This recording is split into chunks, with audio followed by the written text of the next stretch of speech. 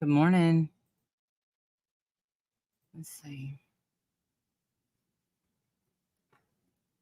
Here it is. Oh, here's Wendell. Or late. I'm sorry. Welcome back to the Winter Circle Warrior Grandma. You're gonna love it here. Hi, hi, Wendell. Hey, good morning. Steadies. Good to see you. Got my new gavel. Wendy, the one that you sent me didn't fit, but Yes, it did. It's the same one I use. for me it said "F you butthole." No, that's What was the error message? ratio or something. Good morning, Lisa and Florida Gray. Long time no speak. That isn't possible, Randy. That's not right. Can't be. Well, maybe I should have took a screenshot. Let me send you. Well,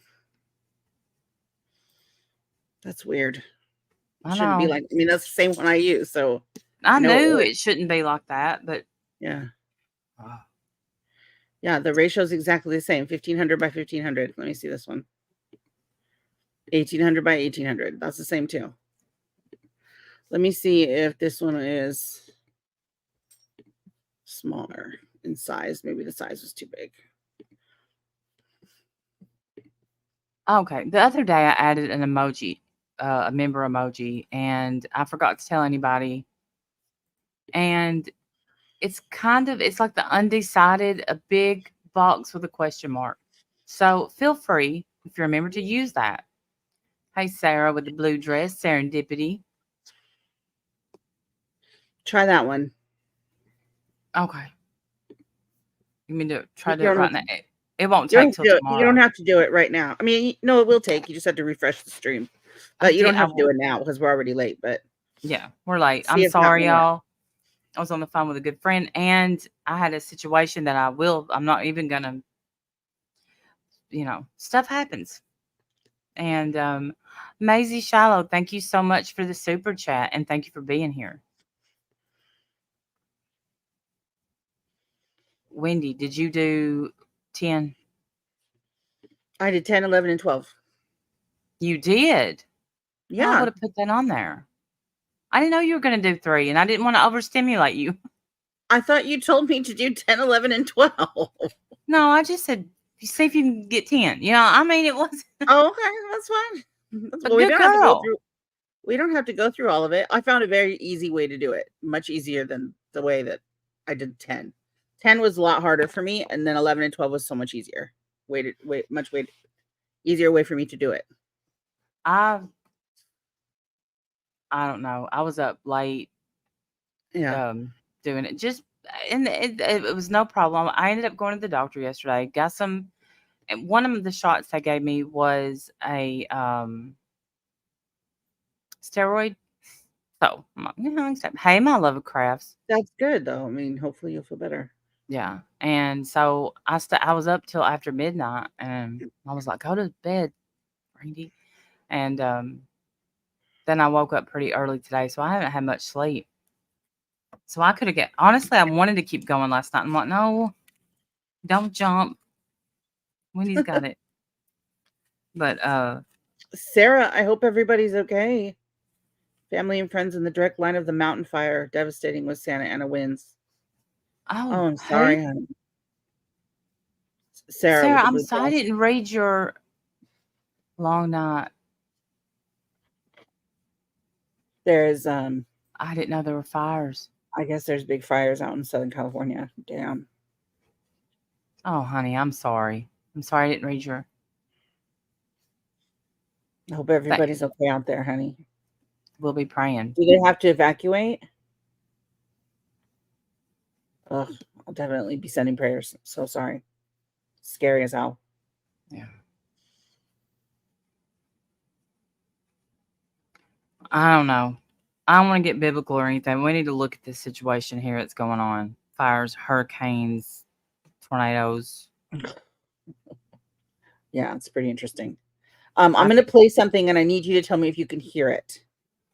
All right, just real quick. Okay, do I need hold to on. add it or am I just No, listening? no, not. I don't need you to add it. I just need you to tell me if you can hear it. All right. Okay, so hang on. I'm going to play it right now. people are like, wow, their editorial decision making is really off the rails right now. A lot of Pretty low. Okay, hold on. A lot of people are very kindly checking out the show for the first time. I apologize for during this Delphi trial. I encourage you, please stick around because generally. Yes. Is that good now? Can you hear that? Yeah. Can you all hear that in the chat? Okay, good. Okay, so then when we do day 11 and 12, I'm going to use that. I used the podcast, and what I did was I recorded the whole podcast, and then my recording app will transcribe it, so it's all written out, so I don't have to take any notes at all. Then and it'll probably work for YouTube video as well. Then when I get to certain parts in the notes, all I have to do is click the word and it jumps to that spot in the podcast, which is mwah. Oh, that is mwah. Yeah, that's awesome. So it'll be much smoother. And I like the way I do it. I like the way I do it simply, and here's why. It's just because it seems to, I've always been a note taker, and so it gets ingrained in my brain. Yeah. But yeah, I get that. Note taking for me I used to be a big note taker as well. Until I started recording lectures. Then I was no longer a note taker. And so I was like, there's got to be a better way to do this. My hand's already hurting. I don't have a good notebook. My pen keeps running out of ink. I'm like, all right, I had to switch to a damn Sharpie. I'm like, all right, this is ridiculous. I have technology. Let's use technology to my benefit here. I'm trying to get over here to switch the name. Well, in my thumbnail, 7 through 10. So we might not even get all the way to 12 today. It's fine. We'll be head for tomorrow. I need to calm down. That's what I need to do. Yeah. Deep breath. It's no big deal. You're overdoing it, Randall. It's no big deal. If we get to it, we get to it. You can change it after. Good idea, Steady. We do, Steady, as we go. We do need a turkey emoji or ham. I don't know. Turkey. It's got to be a turkey, whether you eat or not. Did Sarah say whether or not people have had to evacuate? I haven't seen. Let's see. So many homes, properties. The groves destroyed. No containment. Sam. Fires out in Southern California. I mean, I feel like, well, and even Northern California, because my son, my son, I told you, was going up north to help with the fires. Yeah. Up there. Not the actual fires, but the fire department up there. And he's gone up there twice already. So I know there's still fires up there. Crazy. Fires. I hate, especially when there's no containment, and it's so scary. Yeah. And then you watch scary. Other people's stuff get destroyed too. That hurts. There's nothing. Just like tornado damage and hurricane damage. It's like it's like it's weather, man. Yeah. And then of course the Santa Ana winds have to pick up as soon as it starts, so it spreads it even further. Just very, very scary. Just send your prayers, y'all. There it is. Thousands evacuated. Tens of thousands without power. Finally able to drop water with winds calmed a little. Oh, what honey. flavor of your vape? I love the pink. It's just it's strawberry shortcake. I love it. Hello, Starlight. Hey, Mary Carl. Good to see you. I have to say, I learned a lot last night. Good. Did you hear anything about the nothing? And nothing. I learned a lot and nothing. So don't get excited. I hope you learned more. Basically, most of the stuff that I covered was the different correctional officers came up and testified about his bizarre behavior, stuff that they noticed him doing, whether or not they thought he was. Yes, confessions. Whether or not they thought he was malingering, is he faking this, and why, crap like that. That's what I heard. It was basically a lot, but also nothing. Nothing that tells me he was the guy at the scene. That's what I'm waiting for. Yeah, that was something. Okay, so he's a weirdo who did his own, ate his own stuff. Okay, I didn't know that till just a second. So Drop. Oh, you want to come up, Starlight? Okay. I thought he took that stream down. I don't know. I unsubbed. I will not. I didn't know. I thought he took that stream down. Probably not. It probably got a lot of views. He didn't take I don't that know if stream it down? did. Oh, sorry. I'm not Every gonna time I ask talk, him you to. talk, so I think we're cutting over each other. What? Go ahead. You don't what?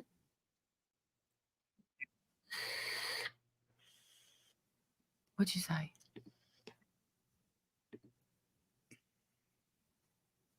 Wendy? Are you there? Yeah. Can you hear me? Or yeah, can you hear Yes. me? Yes, I can now. Okay. Hey, Starlight. Hey, Sandy Yeah, Law. we were cutting over each other. It's fine. Hello. Starlight. I'm like nervous. This is weird. I don't know why. Say that again. I'm nervous for some reason. Oh my goodness, why? I don't Just know. us? I know. I don't know. I know why you're You have nervous, a but whole you didn't. channel. Did you take notes? Did you take notes, What? ma'am? Mental notes. Okay, well, that's good enough. Oh Then you have dear. nothing to be nervous about. Starlight's obviously. young. She can. Her brain still works like that. Please. I'm getting Mine does old. not.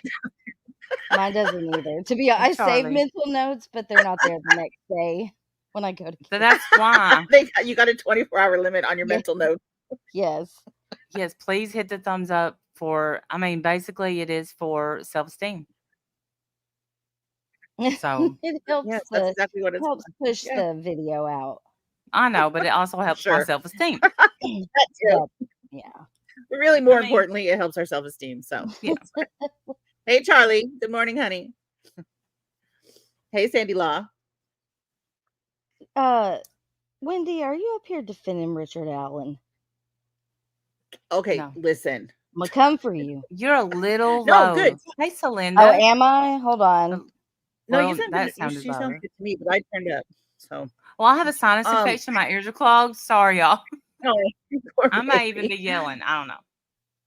I'm not defending him. No, I'm not defending him at all. I am waiting for my reasonable doubt to go away.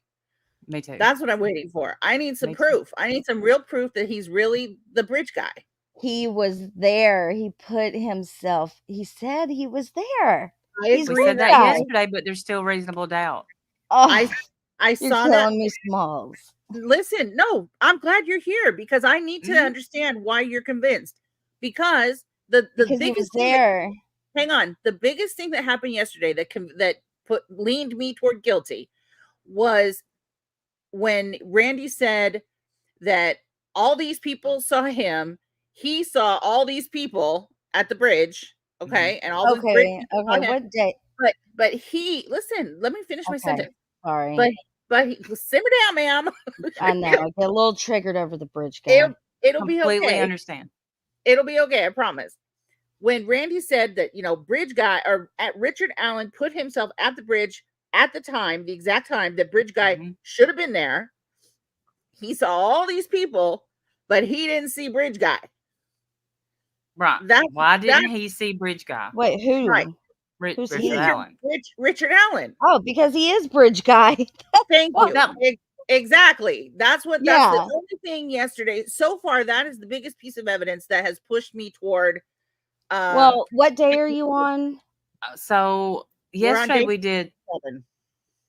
What was day 7? No. Today we're starting 7, and 7 is the bullet. Love you, Shamat. Okay, so have they had Sorry. the eyewitnesses up there? Because Mm-hmm. they have already had the eyewitnesses up. Yeah, the girls and the Yes. Fitbit lady. Mm-hmm. Okay, so they've already started because with the crime scene and stuff, they didn't directly mention Richard Allen. He's Bridge So Guy. No, they mentioned bridge guy. right, because I think Right. they were building up to Exactly. talk. Yeah.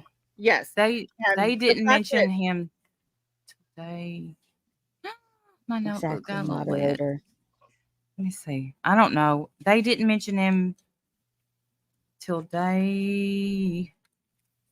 Yes, moderator. That's exactly what I just said. And yes, and there were Huh? Facebook posts showing him wearing the Four? jacket. Yes, supposedly. I I'm- can't wait for the day he starts eating his own poop. I'll That's be here for today. that. That's is that- today. Oh, hold It's on. your I lucky covered day. I It- covered that I last made night. I made a little list the other day, and I called it Delphi for Dummies. So it is. Well, let's hear it. All right, hold on. Let me pull it up. Moderator, was I'm 5. listening. It's okay. Well, just tell me to shut up if I need to shut up. No, I was just going to say we did show a video of him wearing the jacket Yeah. Okay. and Bridge Guy. We showed a Yes. video of the comparisons and all of his Facebook posts. Yes. that. Yes. And he And wore a we hat. got- In all those pictures, he had a hat on. We got bumps, the chill ones. So Well, because there's hat people and then there's not hat people, right? And He's he's a hat obviously he's a hat person. So in all his pictures, he had hats on, and he's a hat person, obviously. So yes, that too. The fact that he puts himself exactly there at the same time Bridge Guy should have been there, and he saw everybody but Bridge Guy, tells me that he's Bridge Guy. So those are the things leaning me toward All right. guilty. Here's my 5 reasons. My Okay. Delphi for Dummies. All right. Okay. Okay. Number wait, I one. gotta take notes. Richard Allen, his alibi equals he was there. He was on the bridge. Like, Mhm. where were you the day Bridge got? He was there. Number 2 are eyewitnesses who saw Richard Allen, and Richard Allen sees them. Like, their Yes. stories corroborate. Yes. But they number- can't identify him. Well, they do, though. They testified to what they No. saw, and what they saw equals Richard Allen. No. Do y'all watch Gray Hughes? I'm not trying to promote him because I No, know we showed a lot of his stuff. We showed his animation Mhm. videos and all of that. like showed- that seals the okay, deal. That if- animation with Yeah, the animation is pretty good. We definitely with You the have other to- people, the little dots, right? That move. I'm sorry, Yeah. Randy. Well, Okay. go back to if you're on the jury, not Mhm. if you're us that know stuff that you may or may not know. If you're on the jury, and the reason I watch Gray a lot, no offense, is he's biased. I mean, he's got him. Yes, know. because he knows he's Bridge Guy. I get it. But they did not identify him. They identified Bridge Guy, And who Bridge Guy is Richard Allen. I'm not saying he's not. I'm not saying that at all. I'm just saying they couldn't see his face. Yeah. What right, I let me- do know is whoever Bridge Guy is, he went there with bad intentions that day. Went there with intentions, and it could have been Richard Allen. All right, the rest of my 5 points, just real Sorry. quick. The Yes. bullet, the confessions, and the white van or the whatever color van, and his description of the crime scene, and bringing up the box cutter, which I didn't know. I was wondering for the longest time how those girls, like, what they were stabbed with. Yeah, I didn't know they were stabbed until the trial opened. But remember, They really wasn't even a stab. What he did was he slit their throats. To be, blunt. Abby had one. Yeah, I know. Libby was Yeah. stabbed. I would call that stabbing because there was multiple. He stabbed in twice, multiple times, 3 to 5. Who do you think died first? Okay, I came up with a theory today. Mm-hmm. Here's my theory, and I hate to jump ahead because a lot of it's going to be explained, but no, it's okay. My theory is that died first would have been Libby, because here's what I think happened. All right, y'all stick with me. Somehow, I believe that Abby was bound. I think so too. Possibly And by that shirt in the river. That's the only thing that I can figure out, because that's the only fibers that's going to be on her hands, because her hands were inside the shirt sleeves when they found her. But they were completely clean. No blood, no nothing. Just clean hands. So here's what I think. It is sad, y'all, and trigger warning. Okay. When he was binding Abby, I think Libby was possibly hitting him in the back, because we got to remember Richard Allen goes in, says, I was there, and cleared. They never looked at his body to see if there was any bruising or anything like that. I think he got mad at her hitting, trying to save her friend. He goes over by the tree, the F tree, he was upset. That's why the wounds were so aggressive on her neck.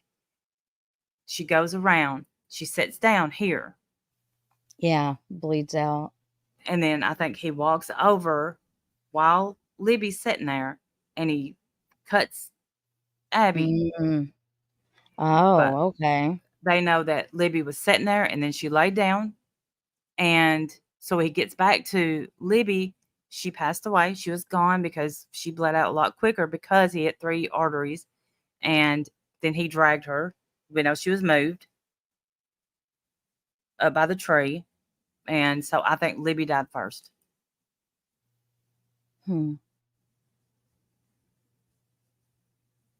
I don't know. I've thought about it many times. Y'all don't look. That's just me sitting in my chair figuring stuff out. Yeah, That because is not nobody knows but Richard Allen. right. Well, in my opinion, Richard Allen, allegedly. Right. Yeah. Nobody knows but the murderer. Yeah. Yes. Yeah. And that is heartbreaking. That is sad. Yeah, and it's not. We're not simping for Richard, but it's. But let me ask you this. I think they've gotten reasonable doubt. Okay. Go Well, I think are y'all caught up to everything? Like, no. Okay, I am, and I think the defense wasn't that great when you get to that point. But you'll see. The judge hates the defense, so I don't like that. The judge is really biased towards the defense. So anything that they try to do, she shuts down. People say that, like what? We've heard that, but I'll say Lauren does not. Oh, you're has watching not said, these. Has Sorry. not. She's in the courtroom. That's the only way we're getting info. Those people irk. Oh, Lauren. Sorry, there's these new people I've come across that just irk my soul. One of them is I think her name is Lawyer Lee. There's one called I saw her. The girl that we're watching or that Randy was watching is called Hidden True Crime. Yes, gotcha. Love her. Yes, in the courtroom. I'm listening to a podcast of 2 other people that are also in the room. Yeah. Just for a different perspective, you know. Yeah. And all this has my blood pumping today. Because, all right, day 7 was the bullet. And so, and I know you already know this, Starlight, but, you know, we're doing like day by day by day. But we have a lot of days to fit in today because we're trying to catch up because he's going to be. Yeah, they're closing arguments today. Yeah. Right. So we're trying to catch up as fast as we can. But, and I mean, and you're welcome to stay up here as long as you like, Starlight. I don't want you to feel like you have to stay up here. And feel free to jump but if in. you want, I'm going to sit on mute. Okay. Okay. Good. All right. Good. Let me, I'm going to go to her live streams. And I did contact her to let her know everything. So good. That we're using her some of her stuff. Good. Yeah. I don't know what to call you. I said co-host. I think I'm going to start saying partner because I'm uncomfortable with co-host. How about just friend? He and my friend. I don't. Yeah, I know. I Partner sounds like we're lovers. I think friend is all right. That's why I didn't write partner. I'm like, you know, this is an email, and it's not. None of it's gonna. My partner, but not in a gay way. She's not. Not that we don't have a problem with gay people. We don't. It's fine. We love gay people, but I've been married for almost 30 years. Yada yada. Love us, please love us. She doesn't live with us. She doesn't live with me yet. She is my retirement plan. So I need you to get your shit together, Wendell. Retirement plan. Okay. You're gonna have to support me too, because I cannot afford to live in California. I mean, Nebraska. Good thing I live in Nebraska. Undo. Firearms. So they say, what's a tool and how are they made, and what's the basis of a tool mark? And this Melissa Oberg. She testified in many. That's right, SARS. She is, they gave all her credentials and an excellent expert witness on bullets and cartridges, as they call them. Okay. Let me share this.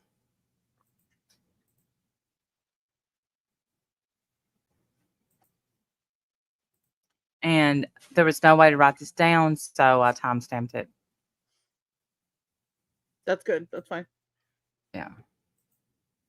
So that, again, I'm sure that jury could really understand her analysis, because she's clearly going to attempt to match a unspent round found at the crime scene with a gun that Richard Allen owns. So they got into like, what is a tool and how are tool marks made? And she actually explains that the harder of two objects that comes into forceful contact with another object results in the softer object being marked. And that is a tool mark. Okay, so two objects come into play and the softer of the object is marked, you have a tool mark. She used the example of a hand in sand and how our hands, if we touch sand, leave a mark on the sand. The sand is the softer object. Okay, so that's a tool mark. Okay, so And the gun is the harder object, the bullet is the Mhm. softer object. So the gun Yeah. marks the object in a very specific way to that gun, yes, obviously, and right? yes, Or to at least to that make of gun. a specific. This is what people don't, and there's a video to show that, but each gun will. Oh, you know what? I looked up other stuff too, because and I may have to read this. I Googled, and I know, but AI answered me, and I trust AI. Okay. That's fine. I asked, I said, if a bullet isn't shot but is ejected, will it leave a mark? And the answer is yes. A bullet that is ejected but not fired will show a marking from the ejector. Okay. So Okay. that is what she's explaining is going to be the soft. That's the tool mark. Yeah. Yes. Well, they're both tool marks, hard and soft, but the tool mark, and that may have been my question, leave a tool mark, but the soft one is an ejection one. So each gun made leaves specific tool marks. And that's what I need to know. Is it specific to the type of gun, or is it even more in specific to the exact gun? The exact gun. Exact gun. I believe there is a man that they were looking at. I can't remember his name off the top of my head. And like the fact that he didn't own that same gun eliminated him. And Richard Allen did own this specific gun. So Yeah. But did they ever find that gun? yes. Yes. They did. I'm getting there. Yeah, Okay. they did. All right. Keep going. So, All right. I mean, that's why it's okay to jump ahead a little bit. I just want to clarify for people like me who didn't know until I'm going to have to go look up what the ejector I didn't looks know. like. The bullet's been confusing me. Right. I've been waiting Me to too. hear about this bullet since since we got here. So please keep going. Okay, so then she pulled up, and I'm going to pull it up. Stop screen.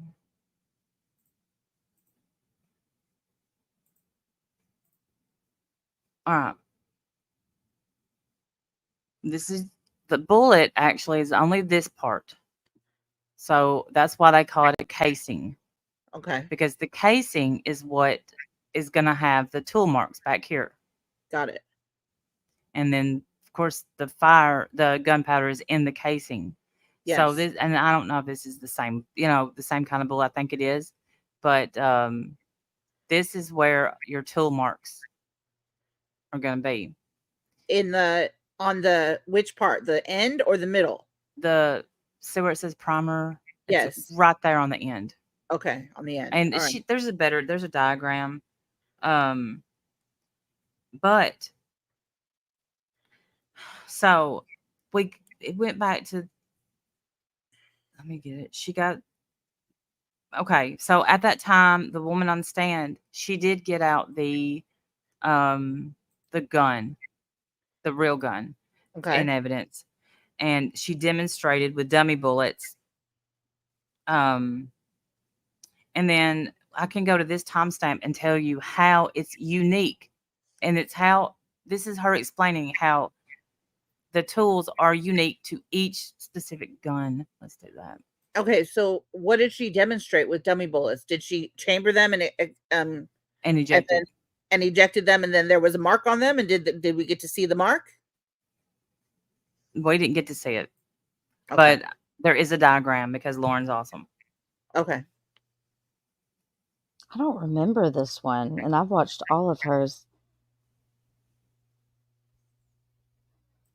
It's been a while. Yeah, this is because in one of these streams, she's like, "Thank you for coming in and telling me about, that Sarah was guilty. She should have took the plea." And I was like, "And I was in Florida." Yeah. We had to pick which one we were going to be part of. Yeah. And Randy And chose not waiting out in the middle of the night in Indiana Okay, I gotcha. outside. in November. Well, now it's even harder. They're only letting 17 people in. I think more of the family's coming in, right? I don't know why they're doing that. Well, to be and honest. they lose their spot at lunch too. So you have to, as soon as lunch breaks, you have to immediately get right back in line if you want to get back in after lunch. So they're not eating. These people don't get to eat their lunch. They don't get to do anything.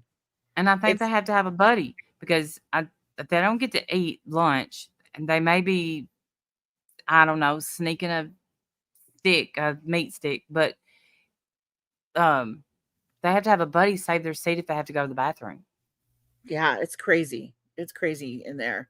And none of this would be happening. None of this would be necessary if they would have just streamed the trial. But whatever. Lauren said yesterday that they weren't even allowed to whisper to their neighbors. The judge said if she hears anybody doing it, that she would kick them out and they wouldn't be able to come back. Wow. Wow. But I get it also because of like the not letting the cameras in because of the nature of what they're showing. Yeah. Yeah, but there's ways around that. I agree. They didn't show autopsy pictures in Gannon. I mean, they accidentally did for a minute, and then they shut it off immediately. In Daryl Brooks, not Daryl Brooks. I'm sorry. In Sarah Boone, they didn't show autopsy pictures, the graphic ones. I feel like it's so heartbreaking for these families, both families, right? That I'm glad they're not in there for their sake. That way they can show up every day and and cry and do whatever they need to do. They don't need cameras in their face. Because they are allowed, because the judge at Sarah Boone, I don't know, I can't think of his name, but when the mom started busted out crying, everything shut down and stopped, and they're letting them cry at this trial, and I think that's good. Like, she should have been able to have busted out and cried. That's her son. Right. I mean, so for that, I do get it. They don't need, people zooming in as they're watching this horrific evidence, and stuff, and pictures and all of that. Like, that's just zooming in close. Yeah, they are. And she said they're zooming in a lot. That's coming up too. That is gross. Yeah. This is now the example of cars. So she says there's a specific unique group. Okay. This is explaining how the bullet is unique to the gun. Of cars, right? Cars. So a Honda Civic, we'll say, is a specific unique group of cars. But then and that would be a class characteristic. But then there are subclass characteristics of a car. Features that may be produced that are consistent among some items fabricated by the same tool of the same time. So a Honda Civic made in the same factory on the same day or the same year might have unique characteristics compared to a Honda Civic that might have gone through a different factory line or built slightly differently. Those are subclass features of a Honda Civic. And then she explains what individual characteristics are. and they are marks or features by random imperfections or irregularities of tool surfaces. So, for example, she says an individual characteristic would be if you drive that Honda Civic off the lot and you park it and it's brand new and someone opens the door on your Honda Civic and it puts a little tiny ding in the door, you have a individual characteristic on your Honda Civic. So again, class characteristics, subclass characteristics, and individual characteristics. I think I'm feeling warm now. So then she tells how they're unique. And then she shows the bullet. And the bullet, let me see. I gotta put this is pretty zoomed in. Hold on. All right. Y'all tell me if this is too big. The bullet, she had to, because they're the soft markings, it was under a microscope. Is that too big? No, I can see that. Okay. Because they were soft markings, it was like a super high-tech powered microscope. Yes. That's how she saw the tools. And Wow. there were 3. Okay. I see those. Tiny little tiny marks. Tiny. It's amazing. Crazy. That Yeah. is amazing. All right. And were they able to show that another bullet out of that same gun made those exact same markings? Yeah. But the sad thing is that, okay, so okay. They were able to show that another bullet out of that exact same gun? Yeah, if we're jumping ahead, yes, absolutely. Okay. That's what I But needed not, to know. sadly, until not for 5 years. They asked her about DNA. She said that, I don't do DNA. Cassandra, the bullet was found at the scene. Yes. That's why it's important. The bullet, Yeah. they can hear, or they say they can hear him chamber his gun on the video. audio that was taken at the bridge by the girls. Hey, Debbie. It was ejected. It wasn't Ginger. fired. Right. And they can hear him, I guess, do something with his gun, which ejected the bullet. And they found that bullet that has these 3 individual marks on it. What? And 5 years later, they were able to finally match it with his gun, you're saying. And they found it at the crime scene. They by found it one of at the the girls, scene. who I think, my opinion only, was Abby, because that's how he got her to let him bind her. That's just my opinion. Well, and we wondered how he was able to take them both on at the same time. Mm-hmm. And I suppose if he had a gun, that would do it. Oh, go ahead. No, go ahead. Well, that was just the way that they were describing like blood spatter and stuff last night. I could just kind of see it, the scene happening. So, has R.A. admitted to a psychologist he did something with his gun? He confessed. Yeah. Yeah. So I was going to say, I wish we could see the entire video, because I didn't realize there was more to that video. Yes, there was that Libby took. Yeah. Yes. What a champion. I mean, I know, right? So yesterday, with someone talking about, yada, yada, yada, they found a bunch of guns in the water because but okay.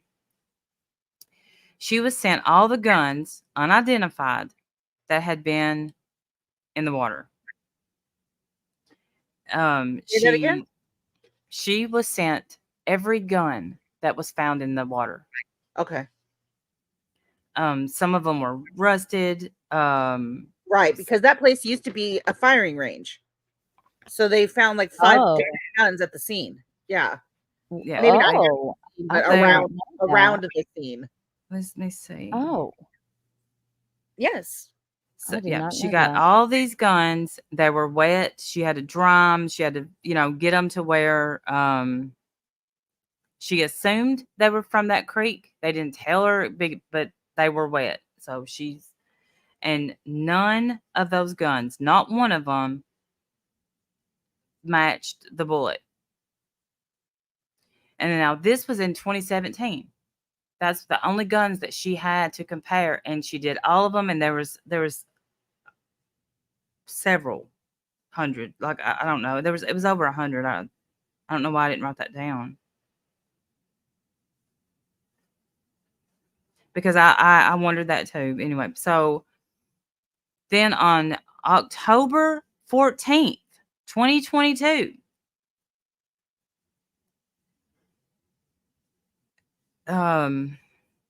that's when, if y'all remember, that's when Richard Allen was taken.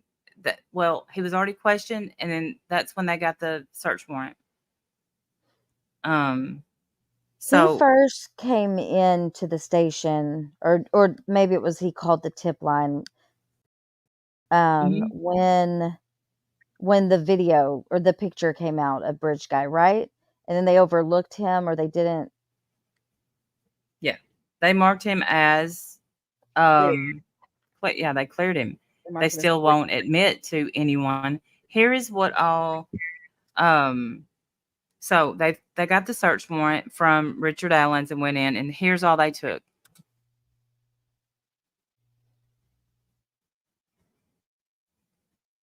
So was okay. No. Are y'all to the part where he is being questioned? I'm covering that today. Okay. So I have one they too. got a search warrant right after he, like, why did he come in again? He came in, my opinion, if he's guilty, would be he came in to cover his ass because Bridge Guy had been seen. But why so many years later did he? What he said, though, was that he self-reported because his wife told him the police wanted to speak to anyone who was in the area. Right, and that was in 2017, right? Mm-hmm. And then he came back. No. Okay, they called him back in? Yeah, because he also interviewed him in 2022. Yes. That woman that had been, she didn't start until 2 months after the trial started. I mean, the investigation had started. She had put all this stuff for 2 years in her system, and then looked in a desk drawer and found Richard Allen, and that he had been there, and it was marked cleared, and she took it up, and that's how they ended up questioning him. Okay. If not for her, he would never. He would still be just chilling in Indiana. Mm-hmm.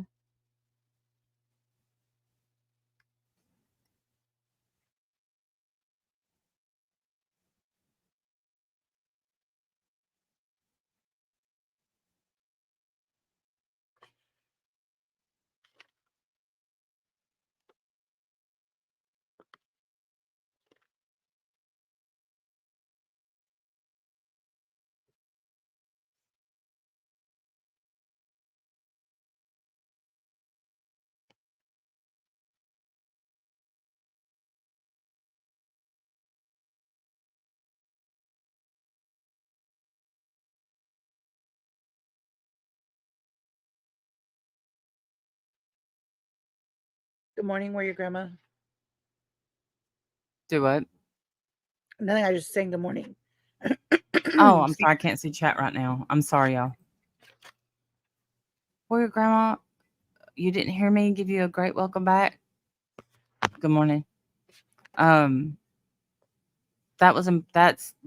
part. Well, where am I? Was okay. You see this look on her face. You have to add it. We don't see anything. You mean I didn't have it added? No, I don't see anything added.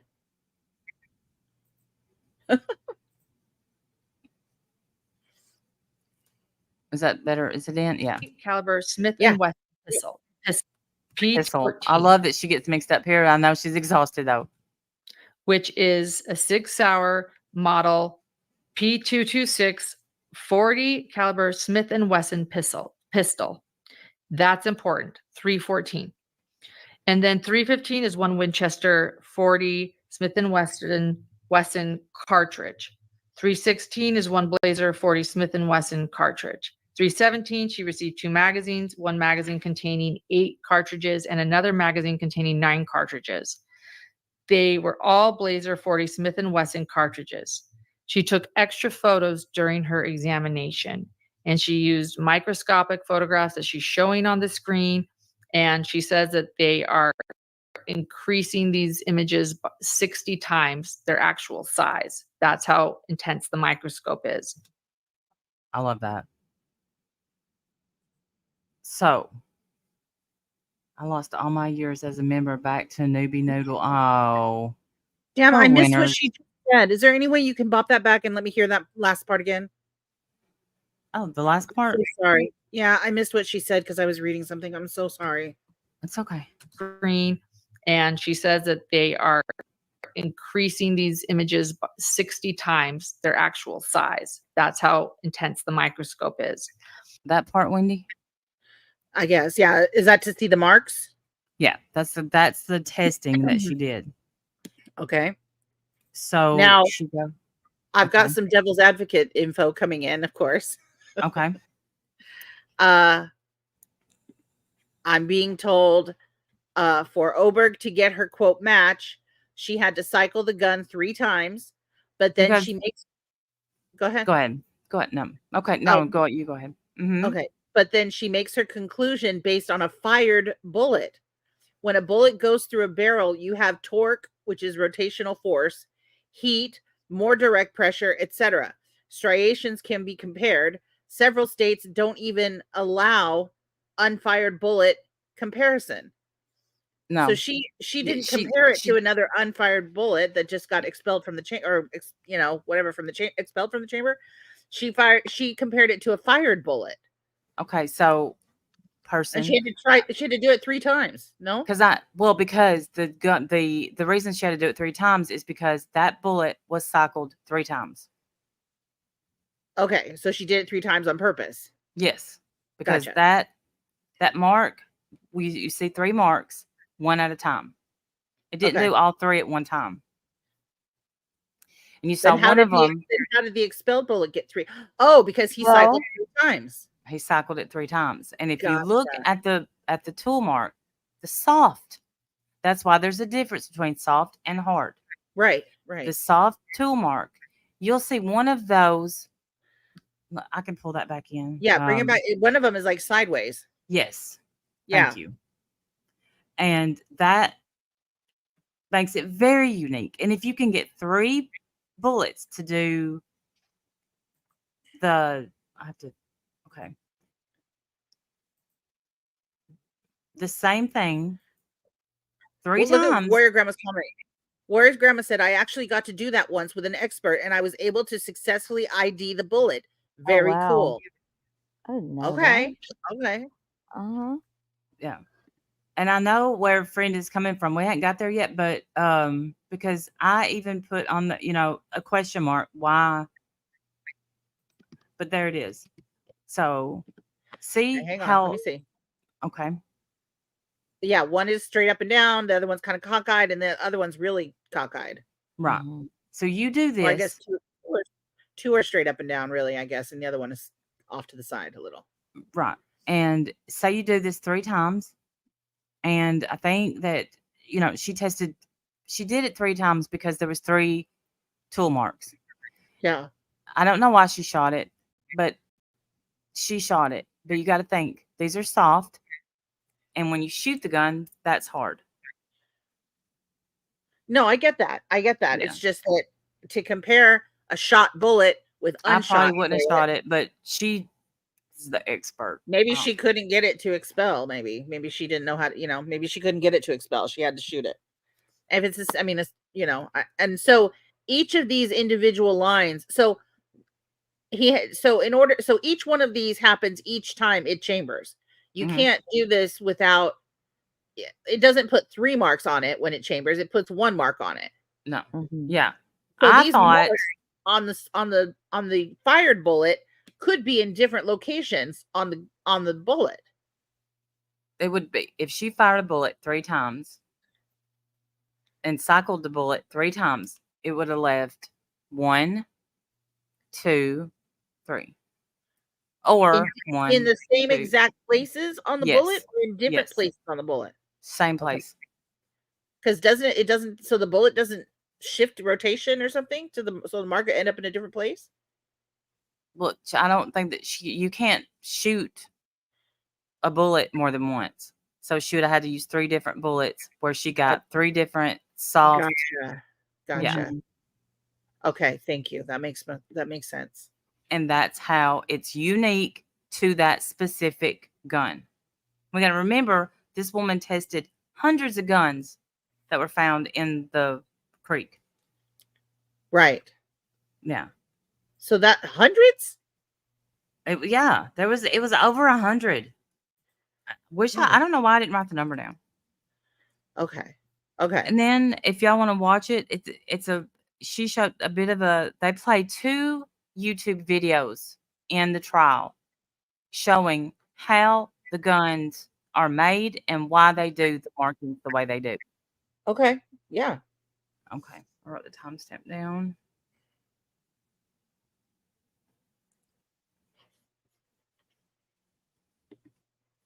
There it is.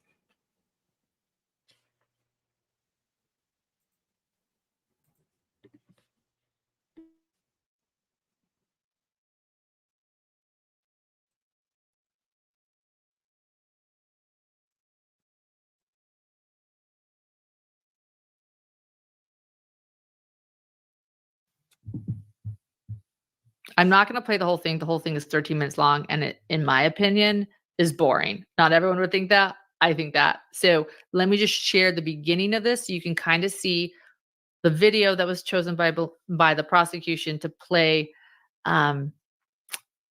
in the courtroom today.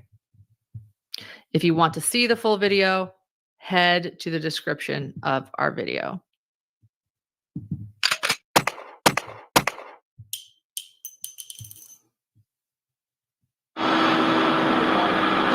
The raw material that you see here will eventually be machined into SIG pistol slides. These slides might end up in the holster of a police officer, in the hands of a competition shooter, or used for home defense by a civilian. Sig Sauer's classic pistol line, such as the P226 shown here, is world-renowned for reliability. SIG's manufacturing process is very efficient, and we'll show the major steps in this video.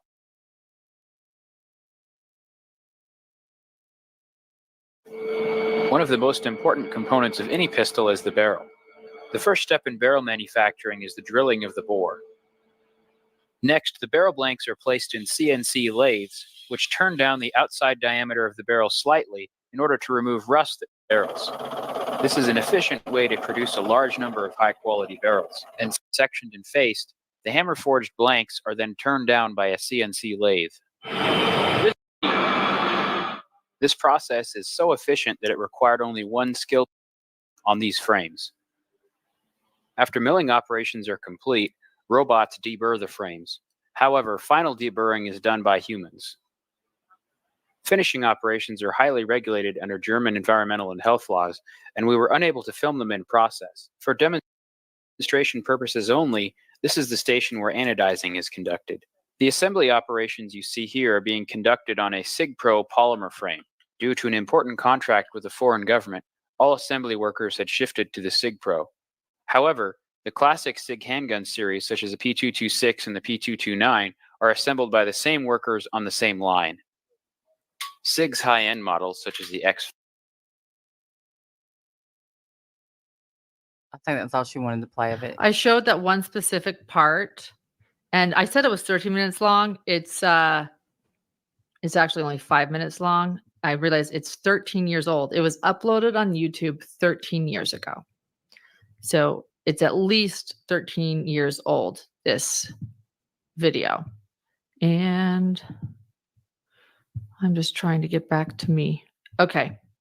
But that one part where they talk about how individuals, it's not just a factory, but how individuals then take each gun and help to build them was an important part of this testimony by the prosecution to show that guns truly are individual. See, that's to me is a very important thing. Yeah. Did she say anything about Steven Weber's gun? No, I'm sorry, Brad Weber, not Steven Weber. no. I don't think Brad Weber owned the type of gun. Okay, And so but I think Like that she only tested what was given to her, you know? I understand, but Brad Weber is the driver of the white van who was impeached. He was I impeached believe as a liar in court, and he was a former suspect. Apparently, they tested his stuff. and his gun has not been able to be ruled out. That's not what they testified to yesterday. Okay. Well, and we hadn't got there yet. But why would they have to rule it out when they found the gun that But the bullet was? They did rule it out. That's why they couldn't nail or whatever Brad Weber. Okay. Oh, Okay, good. All right. Well, that's good then. yeah. But nowhere are you going to hear me say that Indiana didn't shit in the forest with this one. I don't know what that means. Mess it up. Okay, thank you. I'm sorry. I don't know what that means. Sorry, y'all. That's all right. Okay. I don't know what deburr means. Stadius, I was just going to act like I knew when humans deburr them. All I know is to rub off the serial number. But don't, well, shh. No, I'm just kidding. I don't. Watch me get. I was gonna say the guy in the video looks like he likes guns a little too much. Yeah, that's somebody that loves his job and loved making that video. Right. They might want to consider getting a new guy who looks a little less serial killish, you know. Saying. And when this was 13 years ago, we don't know where his life ended up. That's right. Were you on the bridge, sir? I got questions. We're gonna need a hair sample. Something. Okay, but more important. So they show, these videos explaining that they're, and then I said, show the definition that you just screenshotted, because I went and I screenshotted about how it. Let me see. Let me make sure that I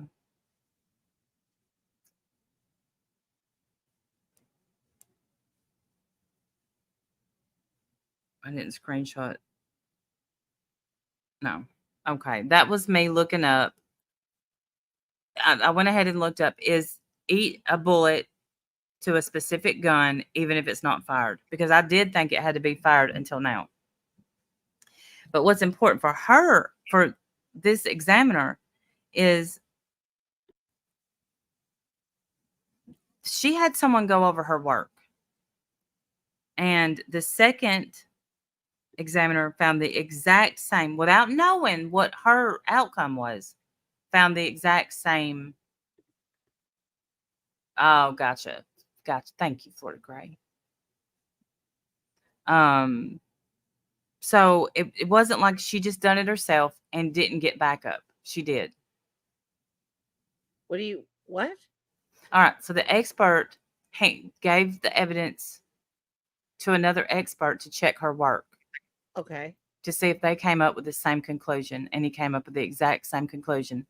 This bullet was shot from this gun, was in this gun, was cycled through this gun. Okay. So I thought that was big. That is big. Yeah, that's big. Then we get to the defense, though, because this is where, he's trying to, first of all, downplay anything that was just said. He's like, so, that's sufficient. You get the same exact marks, and that's sufficient to let you know. Yeah, guy. Yeah, kind of is. Yeah. I mean, yeah. And especially if she couldn't get those marks on any other gun, over 100 other guns, she happened to get on the same exact gun that Richard Allen owns. I mean, that's kind of significant. Yeah. A non-biased person didn't know where the first guns came from, didn't know where the second round of guns came from. What does that mean? A non-biased person. So they didn't know. She was non-biased. She knew she was just all she knew was she was testing guns and bullets. Okay, so she didn't know she was testing Richard Allen's gun and bullets. No. She didn't even know where the first round of guns came from. She just knew they were wet, some rusty. Okay. And then 5 years later gets another set. She don't even know it's the same case. Gotcha. Until, I mean, she figures it out because it's the same bullet, but she had no bias in this. Okay. She's just doing her job. She's just trying to see if it matches, and it does. Yeah. In in that case, it does. In other times that she tested, it didn't, and that's all she's there to report on. That's whether it. Whether it matched or it didn't match. So, and the DA is there to throw shade, and they do.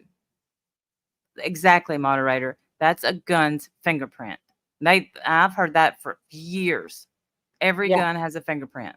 That's what I've been saying is like that might as well be his DNA right there. Exactly. Mm-hmm. Yeah, that's huge. It is huge, and I've been waiting to hear that. I've heard, that guns have a fingerprint, but I've never looked into it or figured out what that means. Now I understand what that means, and that's pretty conclusive to me. Yeah. So then we get, he says. Of course, he says there are many plants that make these guns. And the answer is yes. She just gave me yes. Then he says, you don't have to have a degree in science to do this. You just have to take a science course. Right? What difference does that make? Well, because she's way overeducated because she gave all her credentials. Oh, okay. She is a scientist, but she didn't have to be. She just had to take a science course. No, anybody can do this. You're welcome for the expert opinion, sir. Right. She said, and if she hadn't had any of those credentials, he'd have been up going, so you don't have this, you don't have this, you don't have this, you don't have this. What you don't have your doctorate in cartridges, ma'am? Get out. Get out. You're obviously worthless. So then he thought it would be important to bring up, at this time in 2022, weren't you thinking of jumping ship? And jumping ship. That's what, changing careers. That to him, that you're jumping ship. If you quit, meaning you've lost all faith in it. You've got to go do something else. It can't just be that you want something extra challenging or, moving on to a different passion in your life. Can't be that. Well, she even says because in 2023, she started working in healthcare. And she said, the answer was yes. I was thinking of leaving the job. He said, why? I like this guy. How about none of your damn business? Right. Like she's like, well, I didn't know I was on trial. That's right. And never mind, sir. So she said, because she was thinking of her opportunity for advancement. Where can you go from what she's doing now? She's not going to get promoted. She worked for the sheriff's department. That's what she was done, was gun and bullet analysis.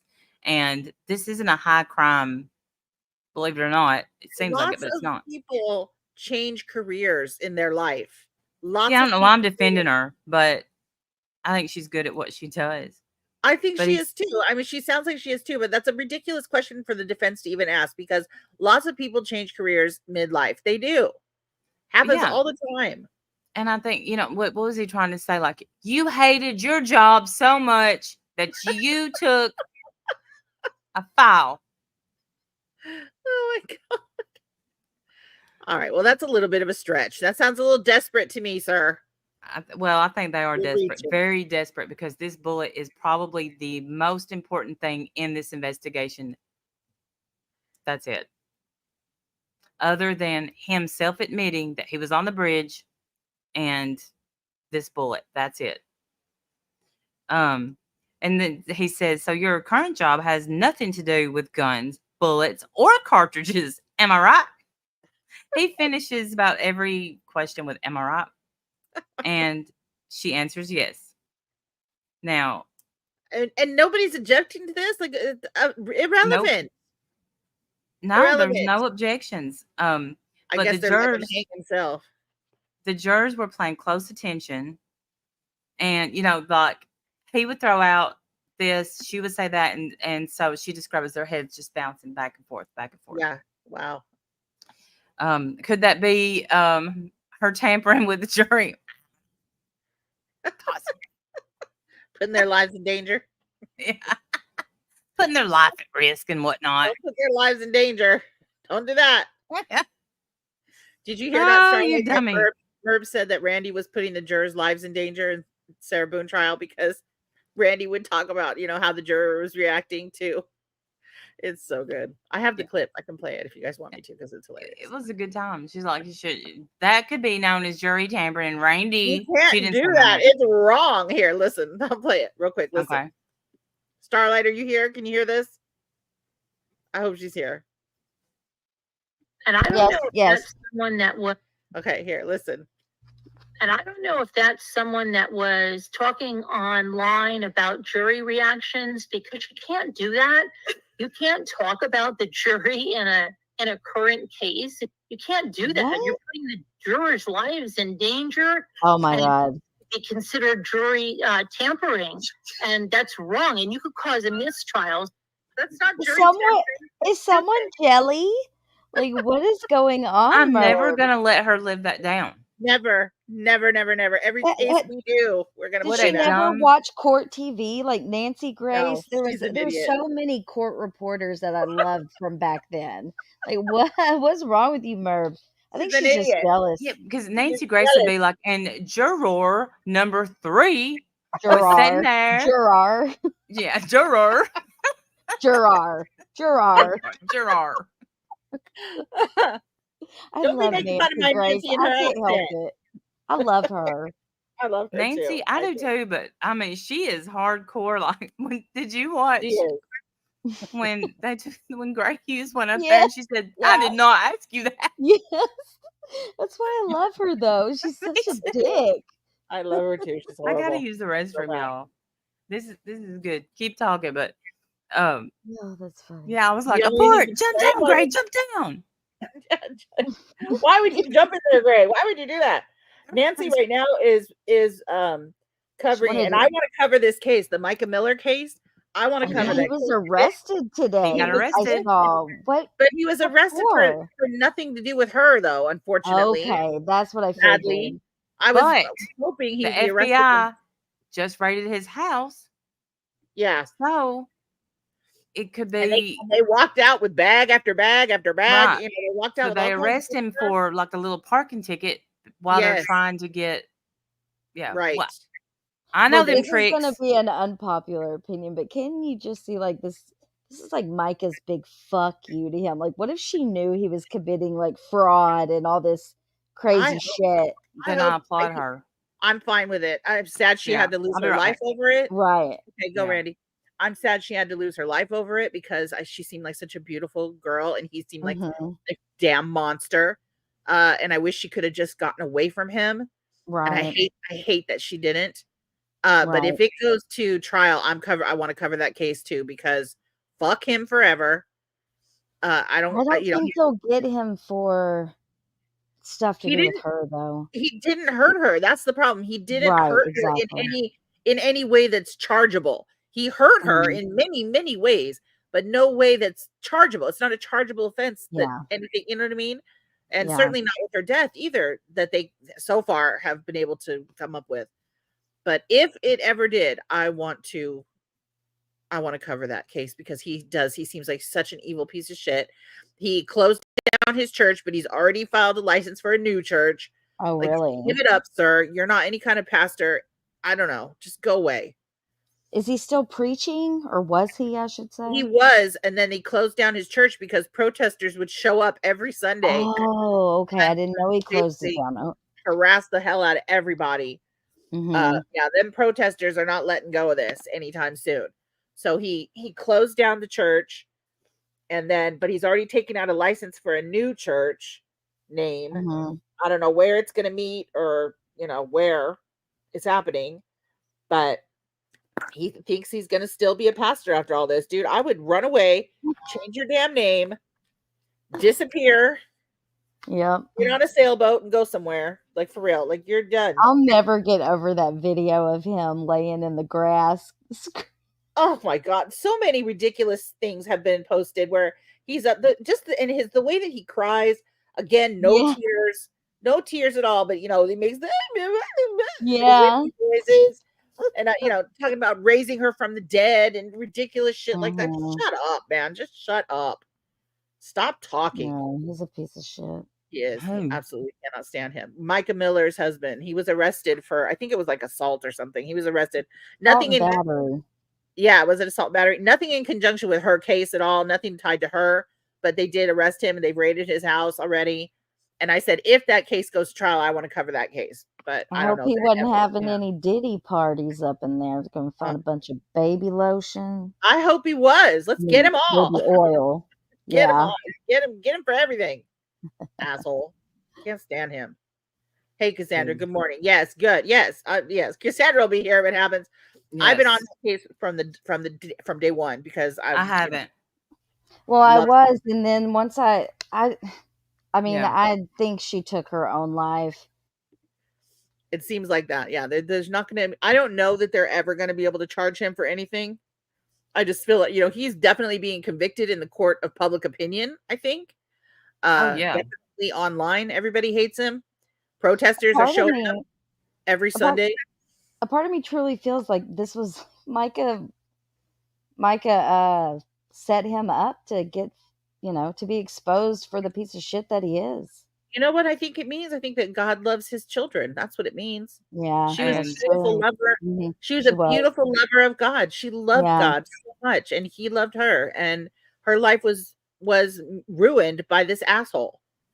And I don't think God takes that lightly. Just my personal opinion. I know not everybody has to agree with me, but I don't think God takes that lightly. So, Right. especially if you're going to try to get up and be a preacher, no, sit down. No, Yeah. you're not going to do that. Just how I feel. Just my Yeah. thought. You have a point there. No, I was gonna say absolutely. When you're up there teaching, when you teach incorrectly, what happens? Maybe you should have Yeah. read your Bible instead Exactly. Preachers are held to a higher standard.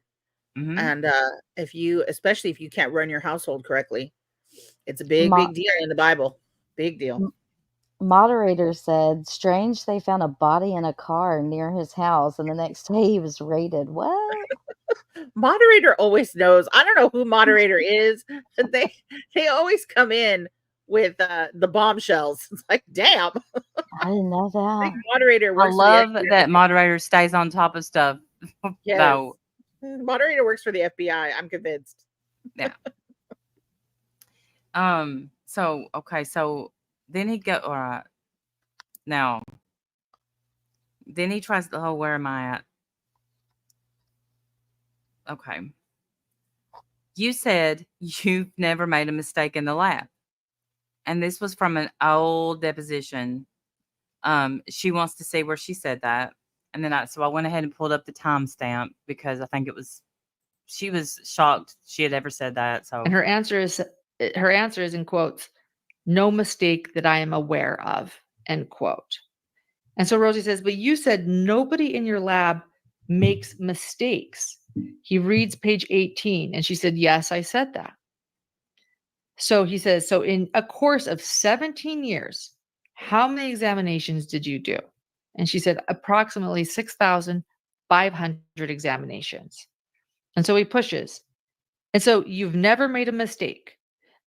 You really have never made a mistake in those 6,500 examinations. And her answer is, well, I don't know whether or not I made a mistake unless someone tells us we've made a mistake.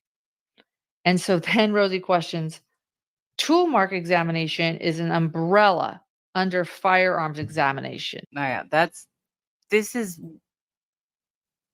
look at moderator smiling. So that is are y'all here? I'm here, but I don't understand what she just said. So she's never made a mistake. And she said, I don't But make she mistakes knows it. unless somebody else makes a mistake or whatever, or makes her aware of it. Is that what she said? Right.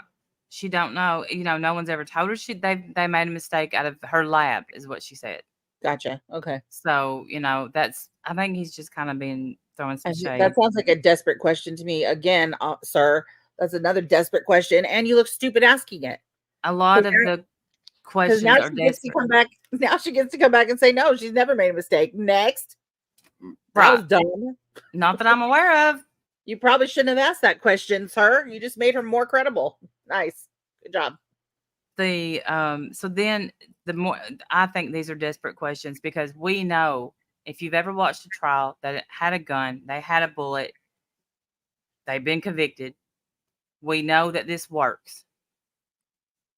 And what she's talking about is when she said umbrella there at the end, the unspent rounds, they fall under like a small umbrella of expertise. This woman is an expert and has done it 6,000 times. I think she's good, but he said, isn't there a very critical firearm community out there? Aren't they critical of what you do, including doctors and scientists? She said, yes. And then he starts naming off, isn't PCAST, which I would have to Google that, is president something critical of your field? Yes. Aren't NAS critical? That's something to do with guns. Yes. And isn't PCAST appointed by presidents? Then there's a huge debate on whether or not that what you do is even a science. And she said, yeah. So he's throwing out all. Okay. PCAST is the President's Council of Advisors on Science and Technology. Okay. So he's basically trying to discredit her, saying she's not a real scientist. Yes. I don't care if she's the lawnmower guy. If she matches these things, that's what I care about. I don't care who she is. Right. So I don't.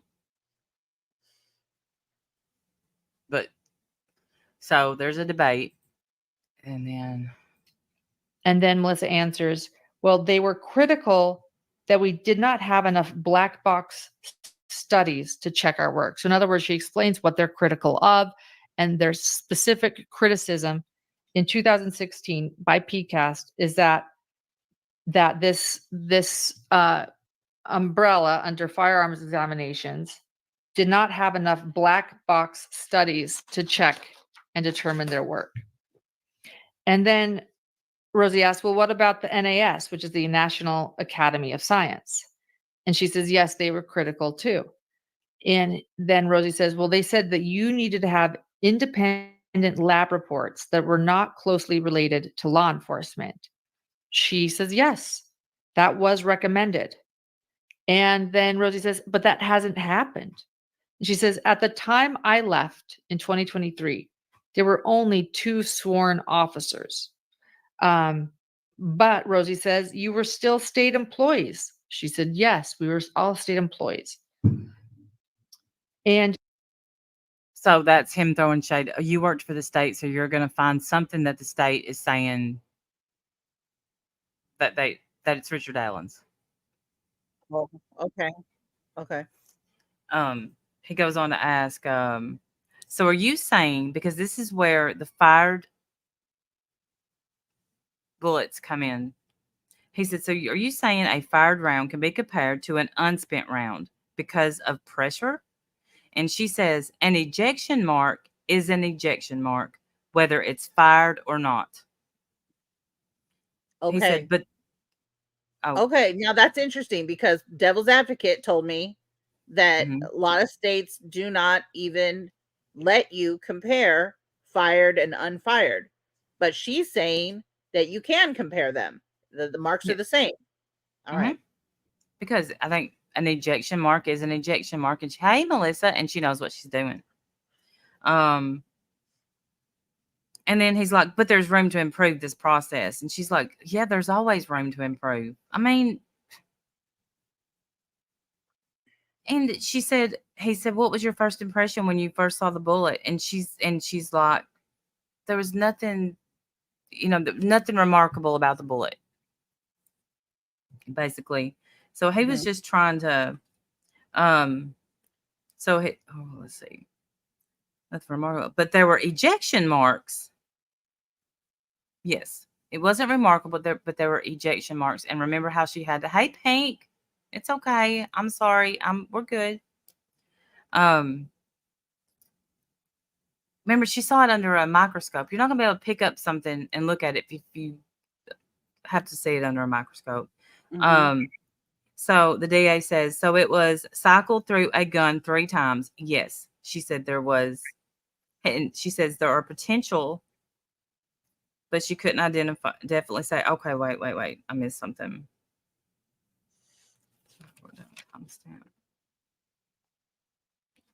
Okay, because he didn't like that when he would ask her a question, this is her Lauren, she would go into an explanation of exactly what she's doing, exactly what she did, and exactly how it works. And he didn't like that. He even looked at the judge at one point and said, can you make her answer the questions? And what did the judge do? She is answering the questions. Oh, of course she did. She hates the defense. Yeah. And so, he's like, so it's possible that, this could have been from a different gun.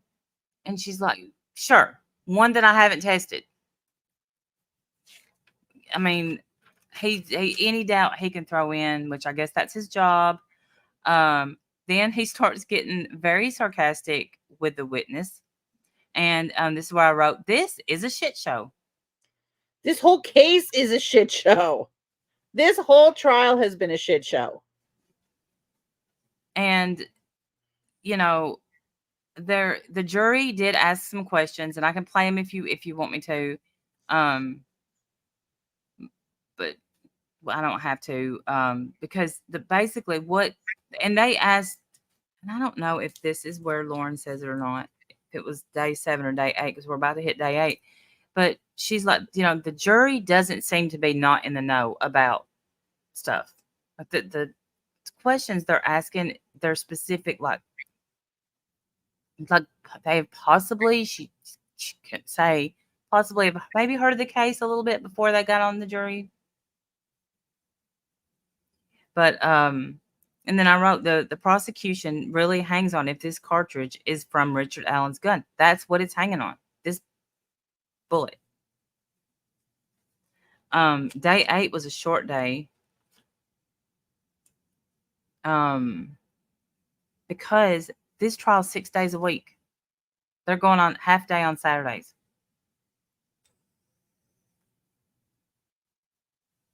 Really? Mm-hmm. Hang on. Melissa's daughter needs a birthday song. Can we pause for a second? We got it. All right. Here you go, Melissa. Hope she's listening. This is your birthday song. It isn't very long. Woo! There you go. Happy birthday to your daughter. I hope she has a great I want y'all to know this one has obviously recorded the birthday song and uploaded it. And it's wonderful. Shush. Why are you telling my business, bad friend? Hashtag bad friends.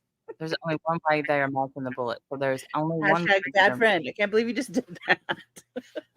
I thought everybody could tell. I didn't know. Why you have in your mouth, Randall? Don't believe me. Forget it. She sang that. It's fine. I'll make a new recording next time. It's fine. Good, Melissa. I'm sorry. I hope she has a great day, sweetheart. Spoil her rotten today.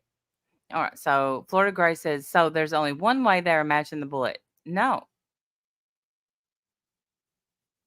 Several. Now she is singing it. Oh, tell her to add the whoop. That's my. It's a great song. The input. Best part is the abrupt ending, and then everyone's all awkward at the end. It's the best part because you don't know what to say. I love it. Sorry, yeah, I remember the first time I heard it, I was like you want to say something after. Second verse, same as the first. No, it just ends all abruptly. The first time I heard it, I died. I heard it like when I was 8 years old in a restaurant. It's the only time I've ever heard it. They came and sang it to my grandpa for his birthday, and they just stopped clapping and walked away. I was dying. This is your birthday song. It isn't very long, and then they stopped clapping and just walked away. Nothing Not a sound except me falling over, laughing my ass off. I'm gonna go to day 8 on hers. Let's see. Melissa, tell her she needs to sing it to all her friends on their birthday. Hopefully she can learn it. It isn't very long.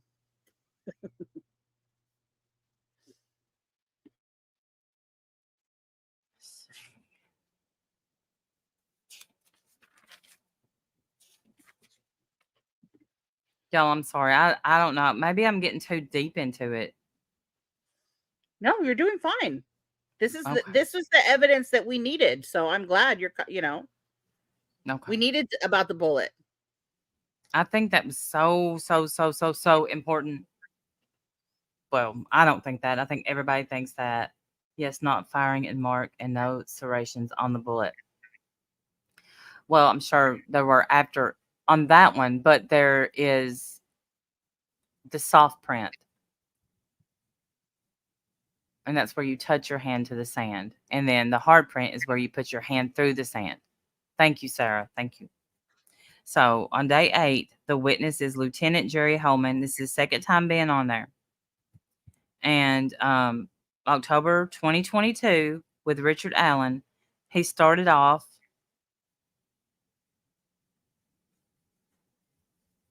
by telling because she had to end up saying that it wasn't 100% confirmed because she hasn't tested all the guns in America or the world.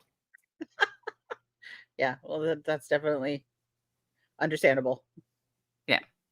So he had to open his with, let me just tell everybody that I thought it was 100% confirmed that was his bullet, his gun. We didn't know that we had to travel all over the world to grab guns from people's houses, which is against their Second Amendment, but whatever.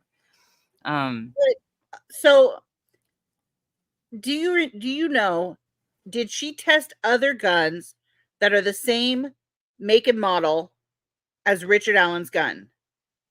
Yes. She did. You know that for sure. No. But she knew. Look, I'm just going off of, I think that probably one of the couple hundred guns that was found in the creek was just but she only tested although you said that she tested over hundreds. I know that hundreds were found, but not all of them were the same make and model.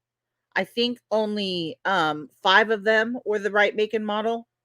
So she didn't test hundreds of guns. She tested the 5 that were the right make and model. No, she tested every gun that came in out of the creek because they thought for sure one of those guns would be a match. Okay. So I guess if there were only 5 that were the right make and model, then that answers my question. She did test guns that were the right make and model. Yeah. And the only one that had these same marks are Richard's. Yes. So. Okay, gotcha. Yeah, this case is a whole shit show, but that bullet evidence is very key. It feels like to me. Yeah, that's a huge thing. Yes, moderator. I know. Don't ma'am me. I know, moderator. That's what I just said. Well, yeah, that's what hey Tracy, that's what she's on the stand trying to say. Yeah. Is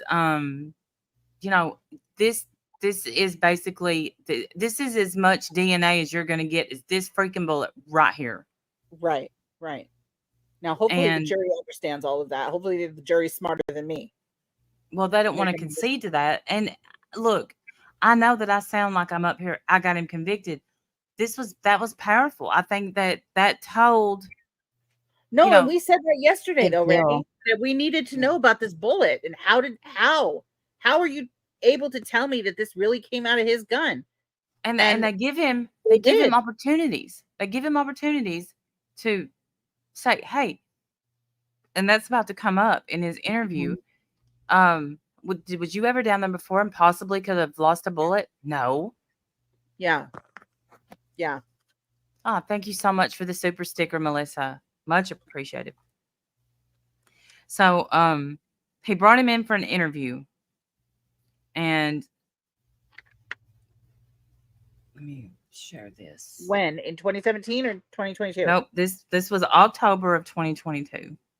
Okay. This was just going to be an interview. They had, at that time, he says they had zero intention of arresting. Yes. They covered that in day 10 too. Are you, just so you know, but that's good. That's fine. Okay. Hold on. Look how cute she looks. Look at that. I was going to say, look at that scarf. My gosh, she's adorable. They have a really good channel. Her Moderator, husband- She moderator, does because she's that is efficient. exactly what I do, moderator. I promise. That's what I do. And that's why I've been, I've had reasonable doubt up until now. It's not about sides. It's about what are you able to prove. Same. And this I'm gun still- evidence is good for me. If anything convicts him. Richard Allen's gun matching the bullet found at the crime scene. Oh my God, she And has then- puff sleeves. Look at how cute. Yeah, Her little puff sleeves. Oh my gosh, I love her. she's kind of perfect, but I don't want to fangirl too much because She's adorable. yeah. They have a great channel, and her husband is a forensic psychologist, I believe. Yes. Ooh. And she's going to have him on tonight because she went live a minute ago to do her lunch live. Mhm. And, today's closing arguments. And Yeah. sounds heavy what's been going on in there today. Wow. Ooh.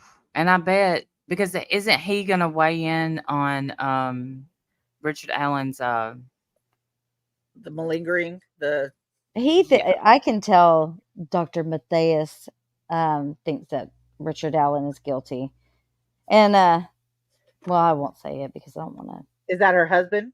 Yes. Yeah. Should check their channel out. They have some really good stuff on there. Yeah, I believe that. oh, Yeah, she's people- got a true fan here. Unless she people- strikes Yeah. me. People came in Then- and were like, you've got to check her channel out. She's doing such great coverage. Yeah. They did So- something on Gypsy Rose. It was really good. Oh, that's good. hmm But it's interesting to hear her husband's perspective because of what he does. Yeah. I've watched a couple of streams with him up there, and I love I don't know, the way they love each other Yeah. too. I know that's They do. She seems so wholesome. Like she seems like such a good person. yeah. I don't even know, but she just seems like that. That's the And energy. And at this time, she has a child at home that she wanted Yeah. got to go be with for Halloween, and she's going back and forth. She's I been know. there at like 2 a.m. She's been, sleeping overnight just to get in the room. Well, I think the reason that she looks extra cute today is because on this day somebody held a seat for her. She Oh, didn't have to nice. get up real early, and she got sleep. Oh, that's She so looks cute every day, but today she's like, oh, "Let me get out the Burberry because I can. I got time." because I look adorable today. Yeah. There are no coincidences in murder cases. Pretend it's a puzzle. The pieces will fit exactly where they are supposed to. Yes, moderator. Exactly. You are right. I That's love all we're that. looking for. We're not looking for sides. We're not looking for, whatever he's a creep or not. We're looking for the evidence. That bullet Right. evidence is pretty big. Yeah. It's huge. Yeah. Yeah. Yeah. And I enjoy someone playing devil's advocate too. So please, devil's advocate, don't think that I'm coming at you because Yeah. I'm No, I would like that too. I want her to keep going, even though, yeah. we're arguing or whatever, but it's good. Yeah, This is what we need. We don't have access to the courtroom. This is the best we have. Is somebody who, obviously feels like there's reasonable doubt, or at least knows what the shit show is over there. And I may be arguing, but I don't know I'm arguing. So sorry. Sorry. No, but it's good. I like having. I like that she's sending me the messages she's sending me. So she's about to go over what they can tell the suspect. Yes, Cassandra. In addition, he again says, okay, so you have a lot of knowledge about interviewing suspects. So what are some of the techniques that you use to interview suspects? And he says that that you present evidence to the suspect, that you can lie and over-exaggerate. And by the way, that's interesting. When people say police don't have to tell you the truth, they don't. If you're in an interview with them, they can lie to you. And Lieutenant Holman is saying as much. That you can over-exaggerate, and you can attempt to read the suspect's body language as well. So on October 26th, 2022, he recorded this interview with Richard Allen, and the transcript of this interview. This is where it gets really good for me. I love this part. And I love that it's recorded. We're not going to get to hear it. You think people can Prosecutor, Randy, FOIA? defense, devil's advocate. Where are our jurors? Y'all are the jurors. There you went. And win agrees. That's what I just said. That's you guys. You guys are the jury. Yeah. Do you think people can FOIA all this later? If I figure out how to FOIA, I'm going to be a FOIA master. Right. But I know. Yeah, I mean, if we can, after all this is over, it should be available to the public at some level, right? Yeah. Is there? No, I'm not. I tried to FOIA Stephen Stearns. I wanted to FOIA what was going on with Stephen Stearns, and it was like a blood sample, a hair sample, a toenail, and yeah, and it's super expensive. Like those channels that put it out, they had to put their money together to pay for it. Well, his shitty ass. Yeah, he should burn alive. Yeah. I think I'm going to that trial. Oh, okay. Yeah, I think we're going to. That would be a good one. It'll be a good one. It'll be a hard one, but it'll be good. You know, I feel like I'm jumping ahead here, but I saw it said in the chat somewhere, because, the defense is that Richard Allen was just treated so badly in jail.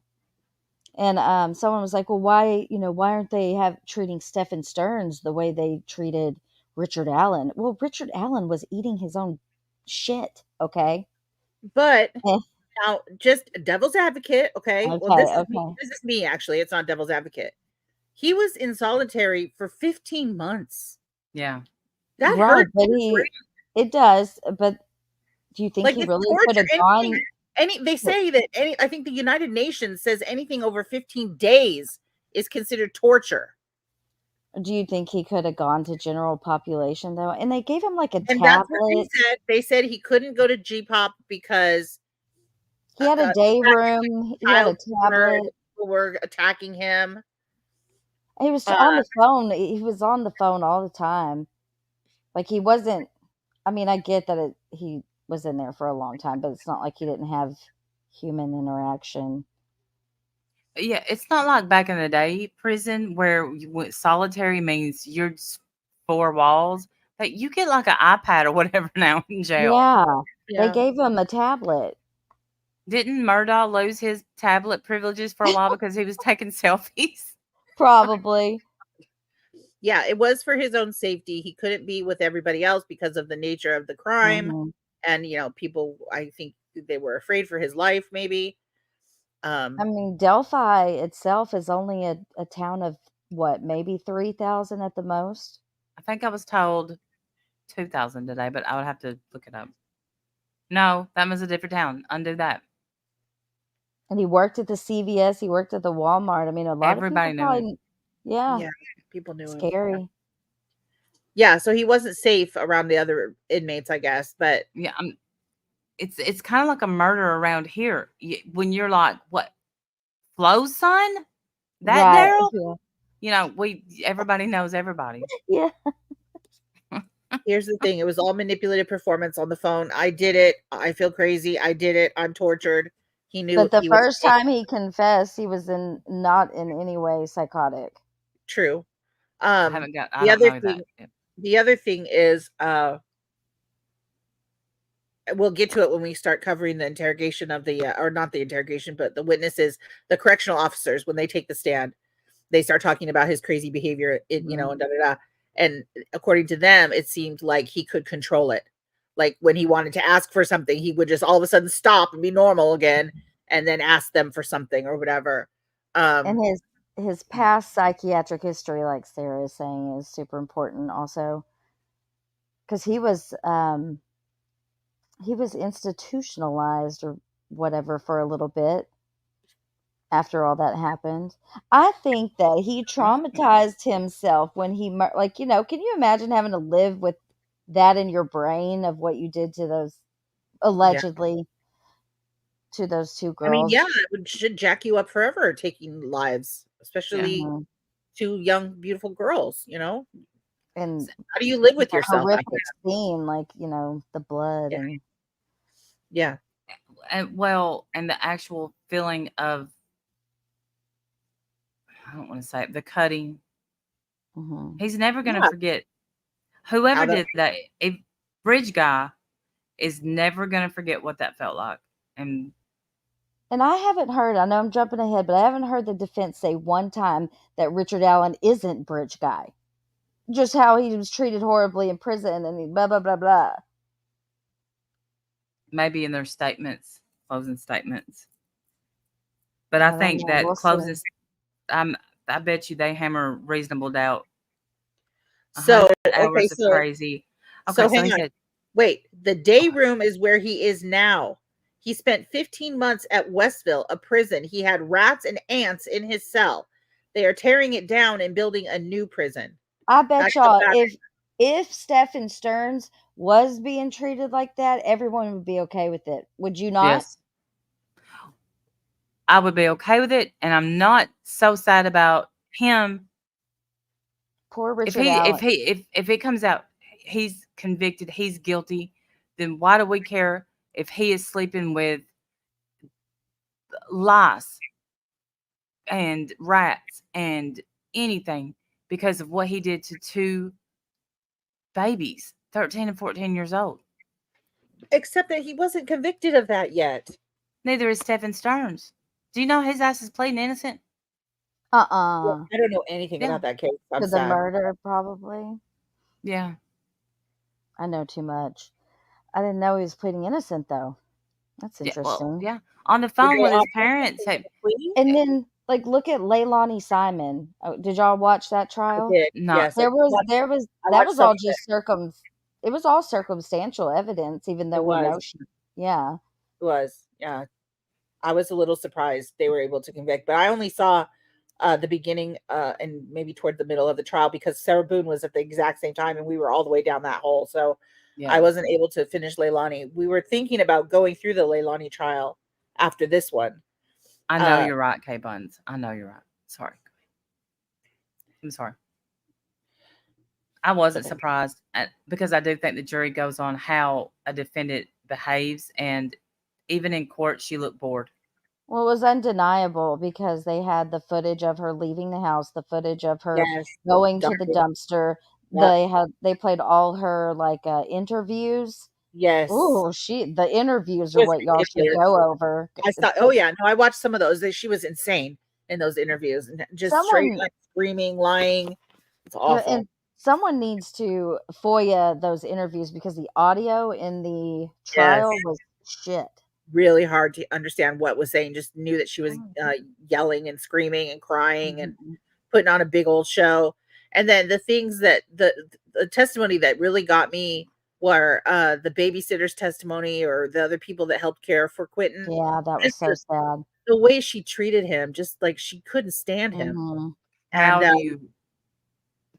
You know, Billy Joe wasn't there at all. That's interesting. I'd love to hear from her. I bet she's got to be devastated, but probably glad at the same time. Fuck you, Leilani. Leilani had a very punchable face during that whole trial. Yep. I don't know if it's notable or not, but on day 8, hey Grandma, she watched the Leilani trial. On day 8, Richard Allen's mom fell. I don't know how bad she got hurt, but she wasn't in court that day or the next day, or I don't know. Why did she fall? Did she just trip on something or slip? Or yeah, she fell on the steps outside the courthouse. Oh my goodness, that's scary. Yeah. Now she's gonna sue the courthouse. Oh, maybe. She's gonna be rich. I don't know. I have a story about something like that, but I won't tell it because it's stupid. It's embarrassing. Okay. I almost told it. I was like, "Don't tell that."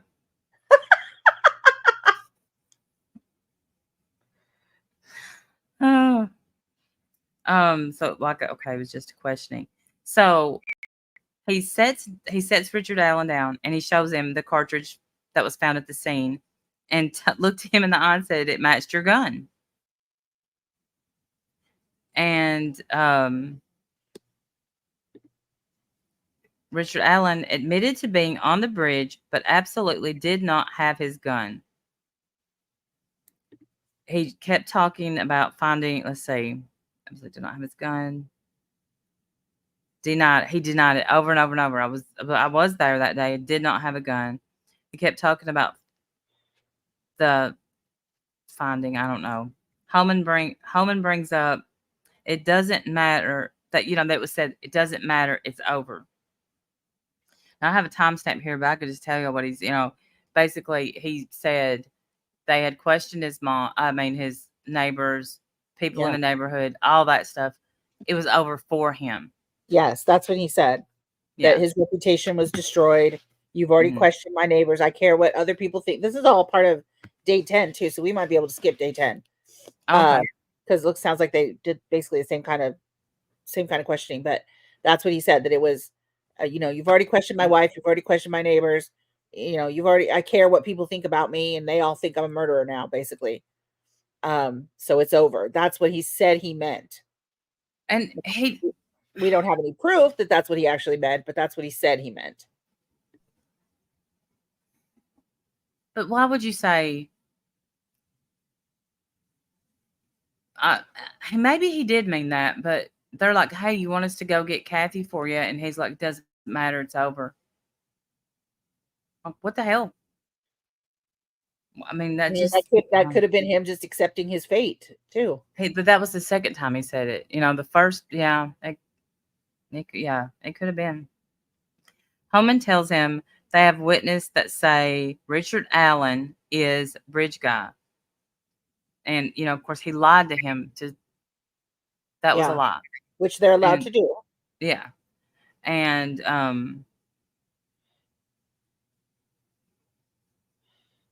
And again, okay, we have people that are saying you are Richard Allen is bridge guy, and once again, comes up, and the bullet from your gun was at the scene.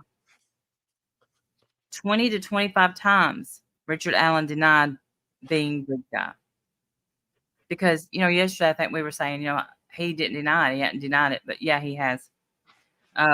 Richard Allen stayed firm through this. He expressed he had some mental issues. You know what, Randy? Now, just this is me being devil's advocate. This isn't devil's advocate, my friend, talking. Mm-hmm. If I'm sitting in the interrogation room and I'm guilty, okay, and you tell me that not only have people identified me, but you have my gun and it matches, I'm going to confess. Because you've already got me. You've got me. You've got all the evidence. 25 times? Hey, Brian, I'm probably going to lie. I'm probably going to be like, I don't care what they say. Wasn't me. Okay. All right. Fair enough. I had a Tootsie Roll when I came in the store, and I had a Tootsie Roll when I left the store. Most of the time, they're going to lie. They're not going to confess. I know they're going to lie. I just feel like those are two big things to tell me you have that identify me and put me there. I'm going to just be like, all right, well, you got me then. You got me. What happens now? I can say I'm with you. He kind of did. He, in a way, to me, like I would love to watch that with my own eyes. But he said things like, what was it? Apparently, we have the transcripts of those interrogations. Oh, that would be good. Yeah. God, I can't remember what he said, but it was like, if that bullet matches my gun, then it's not my gun. Like things like that. If that's me in that picture, then it's not me. I can't remember exactly how he phrased it. Right. We might have to. I 'cause never saw those girls. Yeah. He stands firm that he did not see Libby and Abby. He saw the other girls. Yeah, and there's no way if you watch, Gray's timeline, which in my opinion is spot on. Yeah. There's no way he would have not seen them. He said that because, he's lying. Right. Yeah. Well, we have to also say that In even my the opinion. timeline that he gave, the timeline that Richard Allen gave, put him right there, the first timeline. I was there from 1:30 to 3:30. Yep. Yes. Yeah. He did say, like, during, well, we're not on day 10. Sorry. Never mind. Go ahead. I would say it's feel free to. Well, I mean, we're going to be able to probably skip day 10 at this point, but which is fine.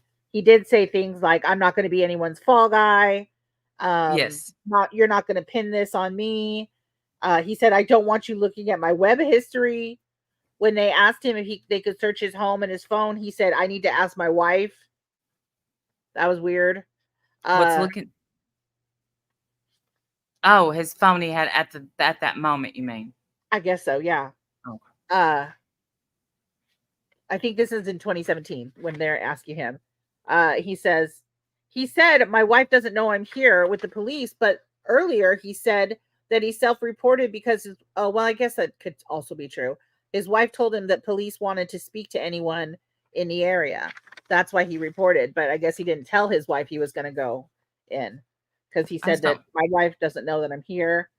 He was really oddly calm, they said, very matter of fact, chill, seemed to want to keep talking with law enforcement, like didn't seem like in a hurry to get out of there. He said, I had nothing to do with it. They asked if they could test his car for trace evidence. He said, I need to ask my wife. So that was weird. Yeah. Yep. And he had like multiple cell phones. That's always a red flag for me, is if people have a collection of cell phones. Hey, except I'm an avid YouTube watcher, okay? So I do have multiple cell phones, but only one of them can make calls. So I only freaking have one because every time I get a new phone, one of my kids needs a phone. So I never get to keep my old phone. Right, but yeah, no, I have reason. I use them as Wi-Fi devices. So, well, yeah, that's different. I mean, if you're talking about burner phones, if he had burner phones, then yes, that's suspect. Pure, just Okay, so after he says he has health issues, a little time went on and his demeanor changed, and he got really agitated. Never had a gun, never ever on that property because they're saying, then how would a bullet be there from one of your guns? Never had a gun there. Yeah. And then Richard Allen says, I'm not going to admit to something I didn't do. Yes. I did not know Abby and Libby. He got mad and said, I didn't fucking do it. Richard Allen did state that he normally would carry a gun with one bullet in the chamber. I thought that was kind of big. That's interesting. Yeah. That doesn't make any sense to me. If that's true, then when he tried to chamber it and the bullet expelled, that means his gun was empty. Right. With the girls, which is why he didn't shoot them. He stabbed them. I don't think I ever planned on shooting I think it was same. I think it was just an intimidation tactic. Right. Mm-hmm. The bullet, but he could have shot them, is what I'm saying. But if the bullet was if the gun was empty, except for that one bullet that got expelled, that would explain why he didn't shoot them. Maybe. My theory is when he cocked the gun to scare them, that's when his bullet fell out. Or they wouldn't have known he only had one. Right. But it does make sense to me now a little more that because I've always wondered why he didn't use the gun. Why didn't he shoot the girls? There were two of them. He was, he was outnumbered basically. So there had to be a reason that he was able to keep them there, and the gun must have been that reason. Like, if you move, I'll shoot you, or if you move, I'll shoot her. Right. He killed them with their love. Yeah, sad. I wish I never watched that movie. Anyway, What movie? again, still, he said at that time, Holman said he still had no intention of arresting Richard Allen on this day. And Holman says, now this is interesting, and y'all take this how you want to take it, because there's two meanings. He said, I don't think you're a bad person.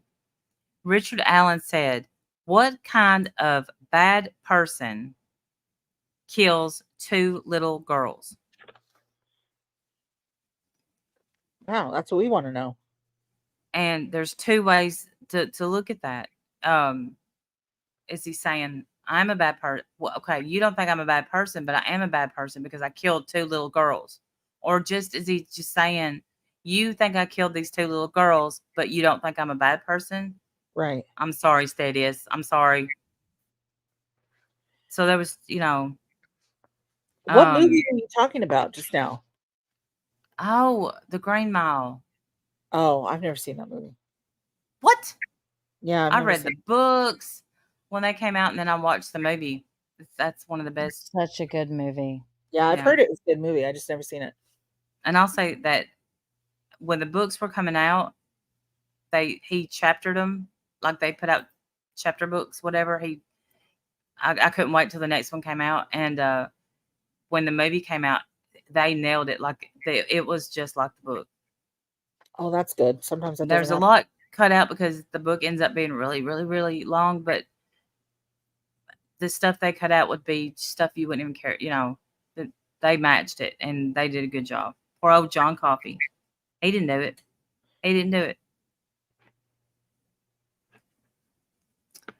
Yeah, it sounds like a sad movie, and that's why I don't watch sad movies. It's sad, but he's got like this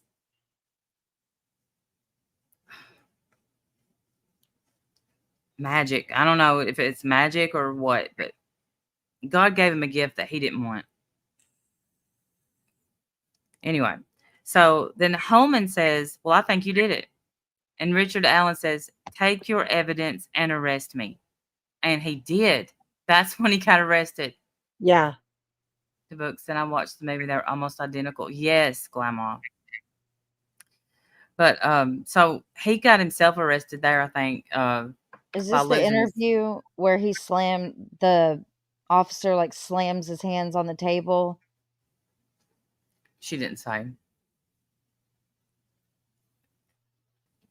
But they didn't let him watch. They weren't watching the video. They were this was all testimony. They're later going to get to watch the video, and they may have. Okay, gotcha. Yeah. Because cross-examination comes up, and that they said, so this interview was recorded, and why don't I hear you reading him his Miranda rights? And then the answer to that is, well, there was a delay in the recording, and he said, well, there's a lot of missing videos in this case. Right. Mm-hmm. And yeah. What's been my complaint from the jump? There's shoddy recordings, an hour recordings missing, no recordings. It's ridiculous to me. Holman says, yeah. Let me see. And it's weird too, because we can find 3 itty bitty marks at 60 plus magnification or whatever, 600 whatever the magnification was on that. We can find 3 itty bitty, but we can't record a freaking interview. Hey, Mayor's daughter. Right. Hey, Mayor's daughter. Good to see you, honey. It's ridiculous. So, then so Holman's like, I don't know of any missing videos. And the DA starts naming off dates, February 2017, April 28th. And the DA said, well, we've had a lot of technical difficulties in this case. Whatever. And so, and these videos will be showed next week. And that must be why my day 10 is matching exactly what you're saying. That must have been the videos then of the same stuff, Yeah. That must be on day 10. Oh. You know what I mean? Because I have a lot of the same stuff that you're talking about. So it must be that they watched the videos then on day 10, and that's why I have a lot of the same stuff that you just said. Okay, so Holman said, so the DA brings up Holman saying, if you do this, you're dragging it, do this by denying that he was bridge guy. You're dragging your wife and daughter through this. Yes, and that really bothered him. Mm-hmm. He said, even after you said this, he still said he didn't do this. Yeah. Do you find Betsy Blair, and I wrote in, Fitbit lady, to be credible?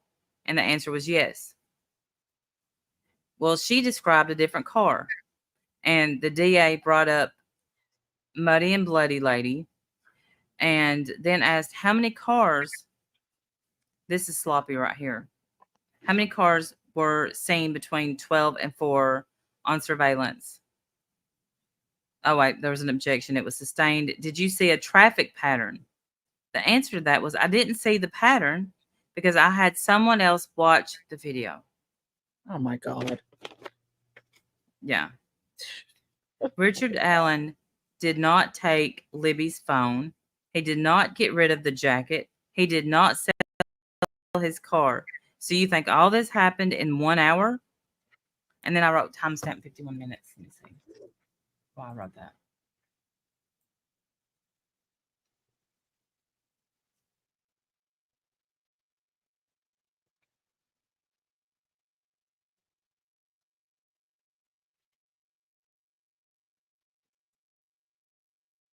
Hour.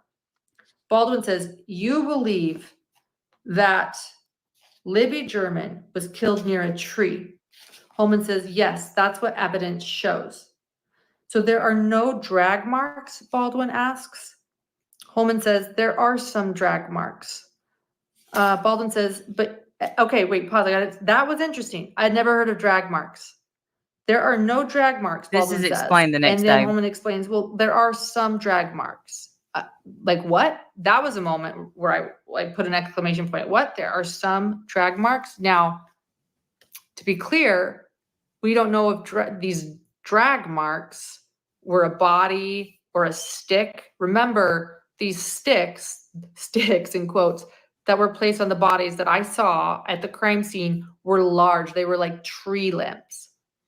So I don't believe someone of Richard Allen's stature could have maybe even carried these. Those might have been drug over to the crime scene. So I don't know if they're referring to a body or to something else, but this is the first I've heard of drag marks at the crime scene. I did not necessarily see any when I saw the photos, but I wasn't looking for drag marks either.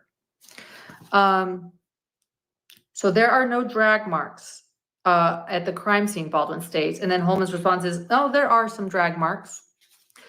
Baldwin says, but you had the opportunity to assess the height of the man on the bridge. Holman says, well, we tried to assess his height, but we just didn't get it. And Baldwin says, yeah, you didn't want to spend 10 grand to figure out his height? Randy, I'll be right back. And to do this, it was quite an accusation. And then I wrote down, why wouldn't they have spent the money to find who killed these 2 little girls? That kind of aggravated me.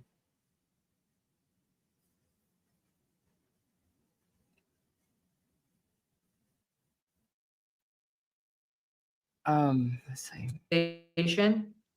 And then Holman's response essentially was, well, it would be accurate only between 1 to 2 inches.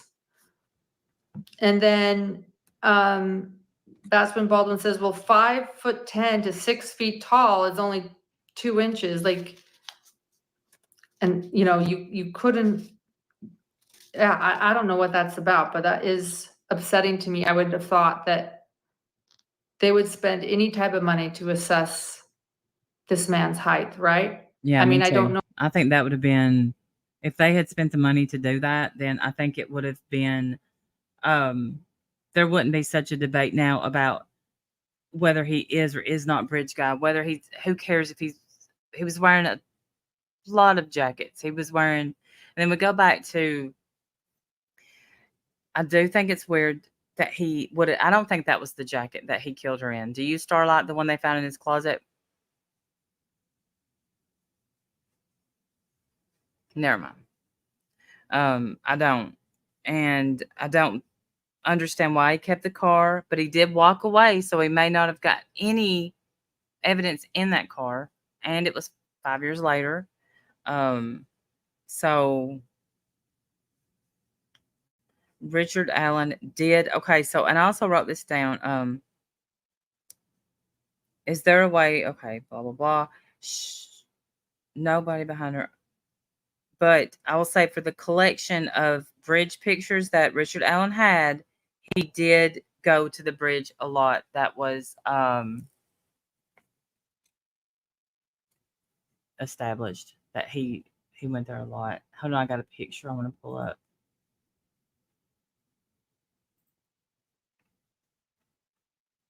This was brought up. If I wrote anything.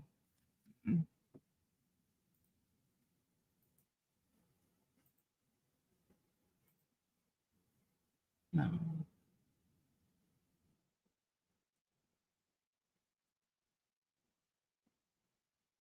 Oh, Starlight's down. I didn't know that.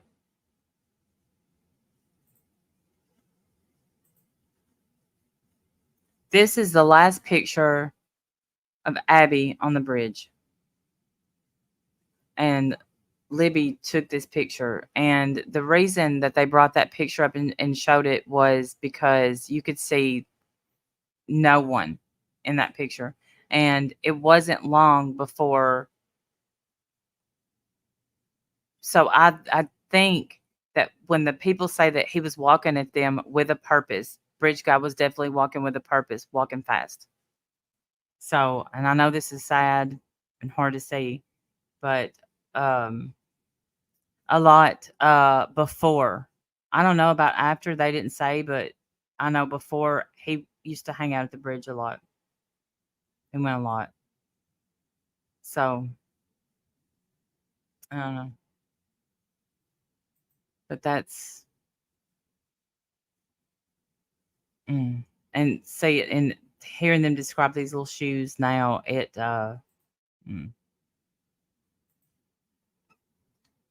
T, as far as I know, there was an in-depth investigation, have no significant to the crime itself, alibi, phone locations, etc., no connection. If it's the people I'm thinking about.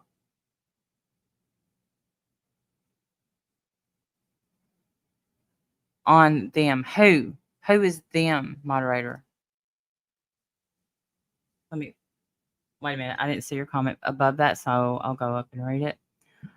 Oh, because it was about height, not finding the killer as a whole. There was other evidence when height testing would be arguable. Nothing. Oh, I see. Accurate.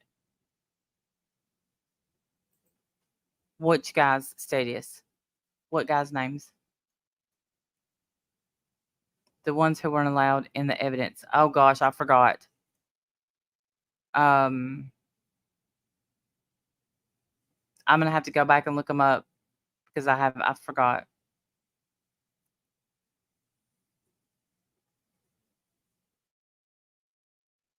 I'm just waiting on Wendy to get back so I can use the restroom. And the headache.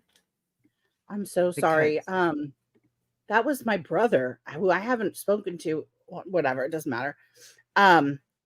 Calling. He lives on the other side of the country because he knows that there's fires close to my mom's. I did not know. I didn't realize they were that close to her. And I guess they've lost 100 houses near her. One of her friends has had to evacuate. She's okay so far. She hasn't had to evacuate or anything. The winds are hopefully dying down, so that should help. But I guess those fires that Sarah was talking about, they're super close to my mom. So I needed to make sure she was okay. And she is so far. So far, she's all right. Yes. So I'm so sorry. I missed everything in the last few minutes. You didn't really miss anything. I showed a picture, the last picture of Abby, the still of her walking on the bridge, not showing anybody behind her. And Right. that, all I think is when you go back to them saying he was walking with a purpose, kind of fast, that he approached them pretty quickly. Yeah. Were they It targeted? seemed like that on the video too. Like he ran up right behind him. Okay, I have to use the restroom now, and I'll be right back. Okay. I'm still texting with my mom, y'all, so forgive me. Please stay. Not sure. I've heard they changed direction back towards my mother. Oh my God, Sarah. Oh. Prayers for everybody out there. That is so scary. My mom's friend had to evacuate, but my mom's heard from her this morning, and the houses in her neighborhood seem to be okay for now, so that's good. She said the 6-year-old from next door, his name is Mason, knocked on my door last night to check and see if I was okay. Wasn't that sweet of him? I said, yes, oh my God. Okay. Love you too. I'm praying for everyone. Okay. All right. That is so sweet. The little 6-year-old next door comes over, makes sure Granny's okay. I love that. How cute is that? With the winds, the embers are flying in all directions. Oh, that's so scary. At least today they can use their air power to drop water. Yesterday it was too unsafe. Oh, it's so scary. I did not realize exactly where this fire was. But yeah, my brother from the other side of the country was looking at the map and he was like, that's really close to where my mom lives. And so he called me frantic.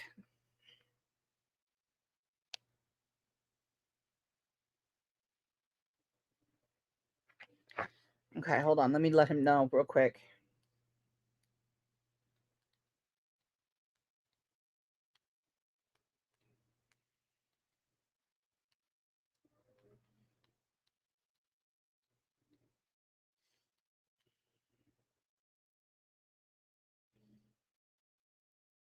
Give me just a second, y'all.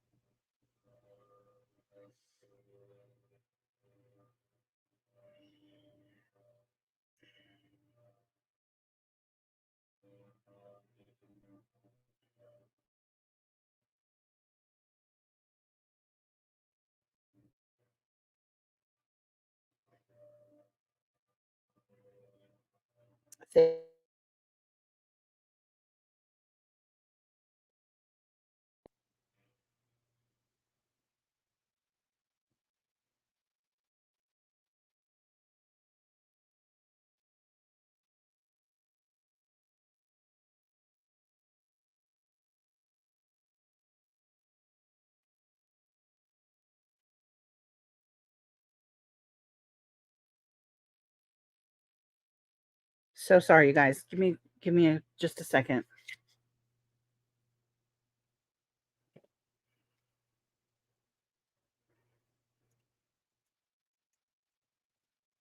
Sorry about that, y'all. Hey, Mayberry Days. What's she saying now? That so far that she's okay. I was just texting my brother to let him know that she's okay. I'm hoping that this is his number because he hasn't written me back yet, which is weird. Let me just double check. Yeah, this is his number, so it's good. I know he's at work, so he's busy. Do you I need just to got go? sent the transcripts. Mm. No, there's nothing I can do. Okay. And she's okay, so there's nothing I can do. But I did get sent the transcripts for Richard Allen. But it looks like what I was sent was an email with lots of links in it.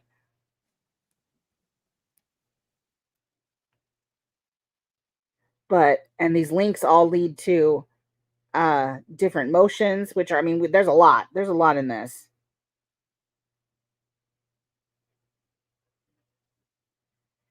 I think Sarah filed a motion today too. But we can look through it if you want to. I don't know that there's anything that we need to look into or look at, but I was hoping it would be the interrogation. I left my I left my notebook and day 9. Thank you. Yes, I appreciate you guys' prayers, and keep praying for Sarah's friends and family as well. Keegan Klein. Yes, sorry, that was a name. I guess my internet's being bad. Sorry. Oh. Yes, just prayers for everybody in the area. They've lost. I'll do a crime case live with you, moderator. I gotta go get my notebook. I didn't know that what happened? I can't tell. It takes me a second to see if people fall out. I'd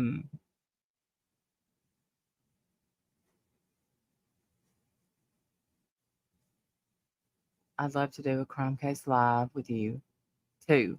I probably know about 150 cases, head to toe, factual, huge, not regurgitated all over the place.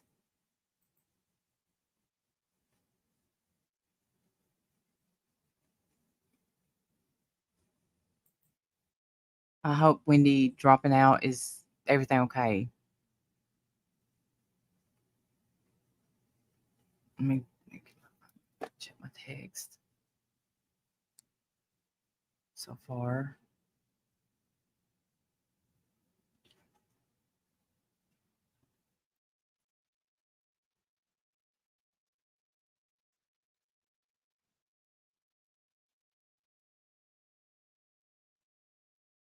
Let me text her.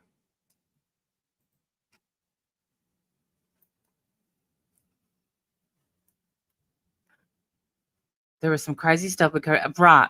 And yeah, that's why I'm a little excited to do the DNA. Same ones over and over, every other channel. Okay, I'll email you. I got you. Okay, there she is.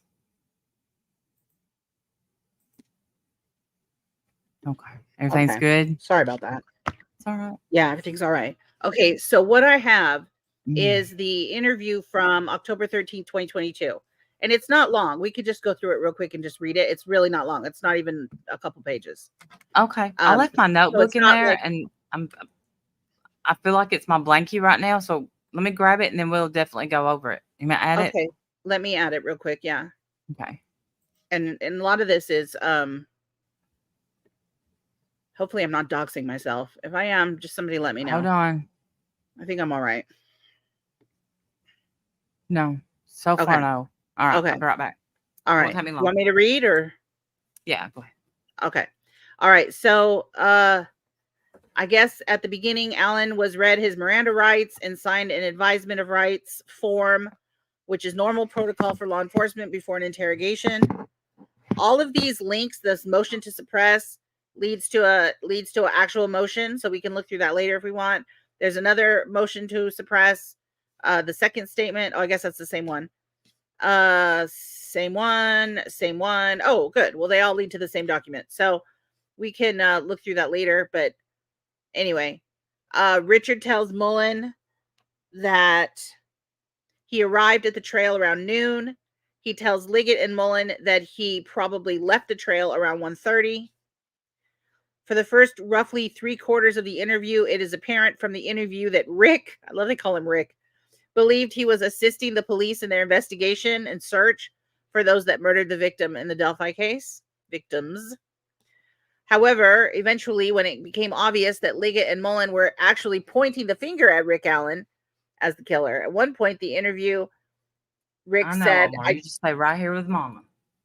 He said, "I don't want to be somebody's fall guy. We're going to try and make pieces of a puzzle fit somewhere. They don't fit. So we can close this thing. I'm not saying you guys, please don't think I'm questioning your integrity. That's not what I'm saying." But he's basically saying you're trying to make pieces of a puzzle fit where they don't fit, just so you can close this thing. He says, "I don't want to be somebody's fall guy." Liggett and Mullen amped up the intensity of their questioning, even positioning their bodies closer to Rick, Rick said the following: "It's over. I was perfectly fine. I was cooperating. I was going to give you my phone. And then, when you started reading all these documents, that's at the, here's my thing. Here's my thing is, I feel like you guys think I done this. So I'm done. You do what you need to do. It's your job. I understand that. But you better fucking leave my reputation out of it. So if you do what you need to do, and then, like I said, when you do find this guy, I'll expect the apology." Rick then described how police were trying to ruin his reputation by accusing him of the murders in public, even groping him as they patted him down in the street. Rick was expressing that the mere act of mentioning his name as a possible killer or patting him down on a public street as if he were a criminal would ruin his reputation, and it was greatly upsetting.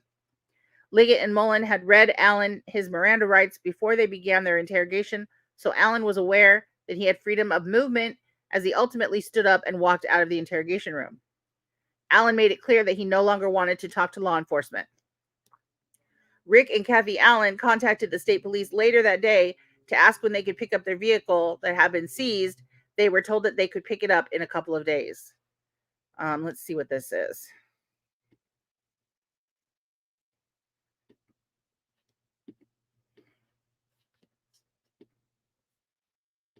Yeah, this is the motion to suppress.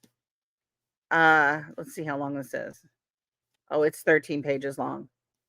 You want me to share this? Here's this.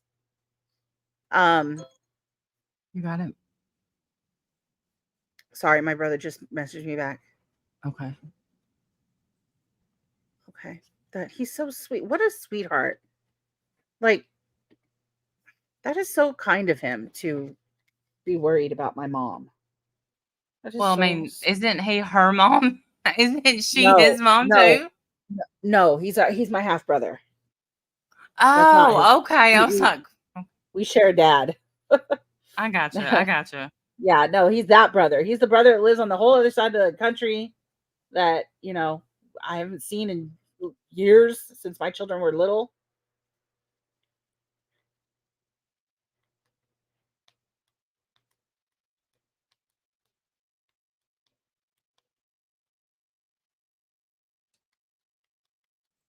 Sorry, I just need to answer him back. Okay.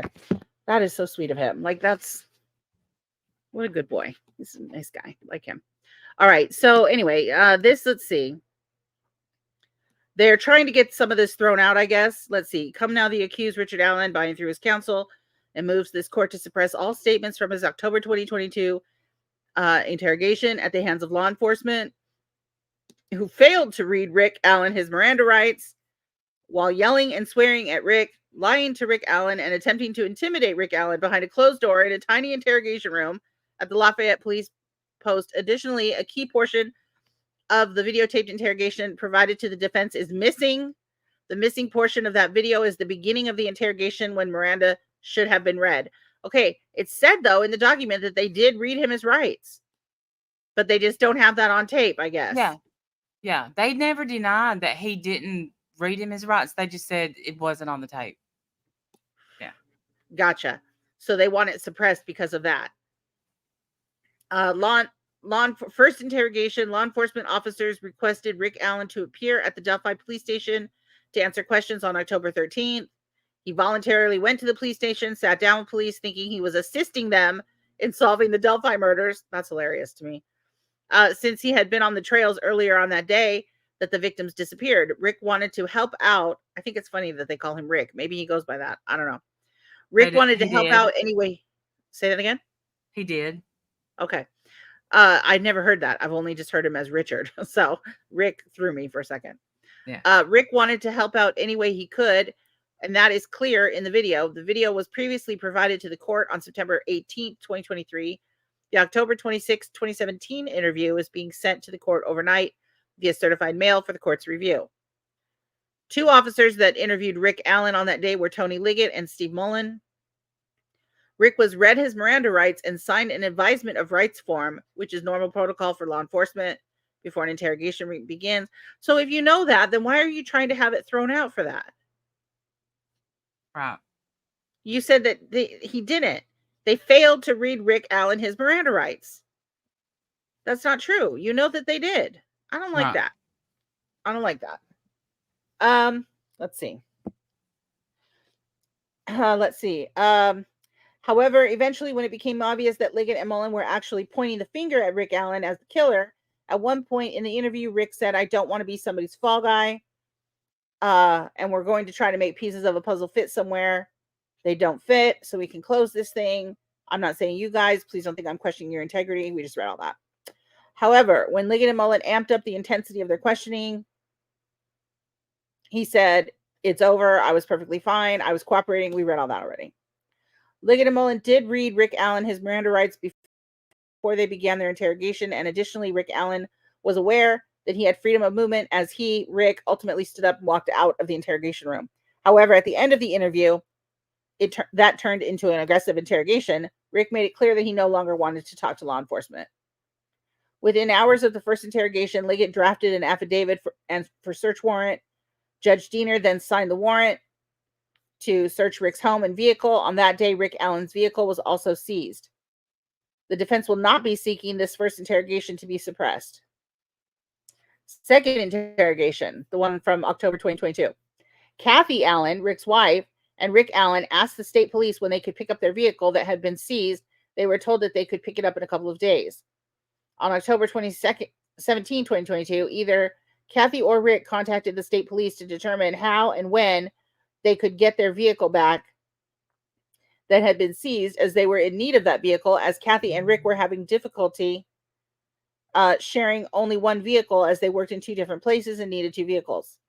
After a few phone calls with state police, finally, on October 26th, Rick and Kathy were scheduled to arrive at the state police post in West Lafayette at 9 a.m. to pick up their vehicle. On October 26, 2022, Rick Allen drove with Kathy to the West Lafayette police post to retrieve their vehicle that had been seized 13 days earlier by law enforcement. State police had told Rick and Kathy that upon arrival, their car would be released, but never mentioned anything about additional questioning. When Rick and Kathy arrived at the station, Holman met them at the front and said he just had a few things he wanted to clear up before he released the vehicle. Holman requested Rick to follow him to the interrogation room without Kathy. Rick complied. Isn't that similar to what they did with Sarah Boone and her phone? Come down here and pick up your phone. Oh, we just have a few more questions. I think that must be an old trick. So remember that. If you ever get called to the police station to pick your phone up, say, "Nah. No, thanks." That seems to be a thing. Kathy was not allowed to participate in the questioning. She was told she could wait in the lobby. Rick arrived with Holman into the interview room. For unknown reasons, the video provided to the defense is missing the beginning portion of the interview, when procedural matters are typically handled by law enforcement, such as the reading of the Miranda, advisement of rights, and confirming with the suspect that he is free to leave if, in fact, the suspect is free to leave. So that part of the video is missing, apparently. In this case, either A, the camera was only turned on after they were already minutes into the interview, because the video provided to the defense does not show Holman and Rick entering the room or sitting down in the beginning of the interrogation, or B, the camera was recording the entire time, but the beginning of the interview was later edited out before being turned over to the defense. Oh dear. Oh dear. Either way, the beginning of the interaction between Holman and Rick in the interrogation room, when introductions are typically made and Miranda rights are always reviewed, is missing. In the 70 plus years of experience between co-counsels, this is highly unusual, especially in a high profile case of this nature. The defense has not been provided with any report explaining this missing part of the video. To make matters more suspicious, Holman claims in his November 1st, 2022 report, memorializing his October 26th interrogation of Rick Allen, the following. I asked Mr. Allen if he remembered the other detectives reading him his Miranda rights, and he said yes. I told him he was free to go at any time and that the door was unlocked. So he tells him, so instead of like reading him his Miranda rights again, he just tells him, remember the other day when he read you your rights? And Allen said yes, and told him he was free to go. Holman's report doesn't identify who the other investigators are that purportedly reviewed Miranda with Rick. Holman's report doesn't detail when, where, or how these purported investigators purportedly reviewed Miranda with Rick. Holman's words quoted in paragraph 23 above appear nowhere on the video. In other words, Holman is not shown asking Rick Allen about his rights, nor is Holman reviewed telling Rick Allen that he's free to leave. In his report, Holman indicates that those words were stated to Rick Allen at the very beginning of the interview, and the beginning of the interview is missing. Whew. This goes on for a minute, so we don't, I don't know if we want to read all of this, but maybe we can just get to the end here. Let's see. All right. The following are true and accurate depictions of what occurred at Allen's October 26, 2022 interrogation, as shown on the videotape of said interrogation that was not missing or deleted. I love how he puts or deleted, but was actually provided to the defense. Ooh, the shade. He says on video, Holman never read Rick Allen his Miranda rights nor mentioned them to Rick Allen. Rick Allen was placed in a tiny confined room without windows. Okay, stop. It's just an interrogation room. Calm down. Yeah. Rick Allen was placed in a tiny confined room and Holman shut the door. Dun, dun, dun. Rick Allen was placed in a tiny confined room with Jerry Holman while the other door was shut. Okay, calm down about the size of the room. A considerable size difference existed between Rick Allen and Jerry Holman. Let's see. A powerful differential existed as Holman was a state trooper in his home court, while Rick Allen was a CVS worker from Delphi, who had only driven to West Lafayette to pick up a vehicle, and he and his wife needed for transportation. Rick Allen was never told that he was being videotaped.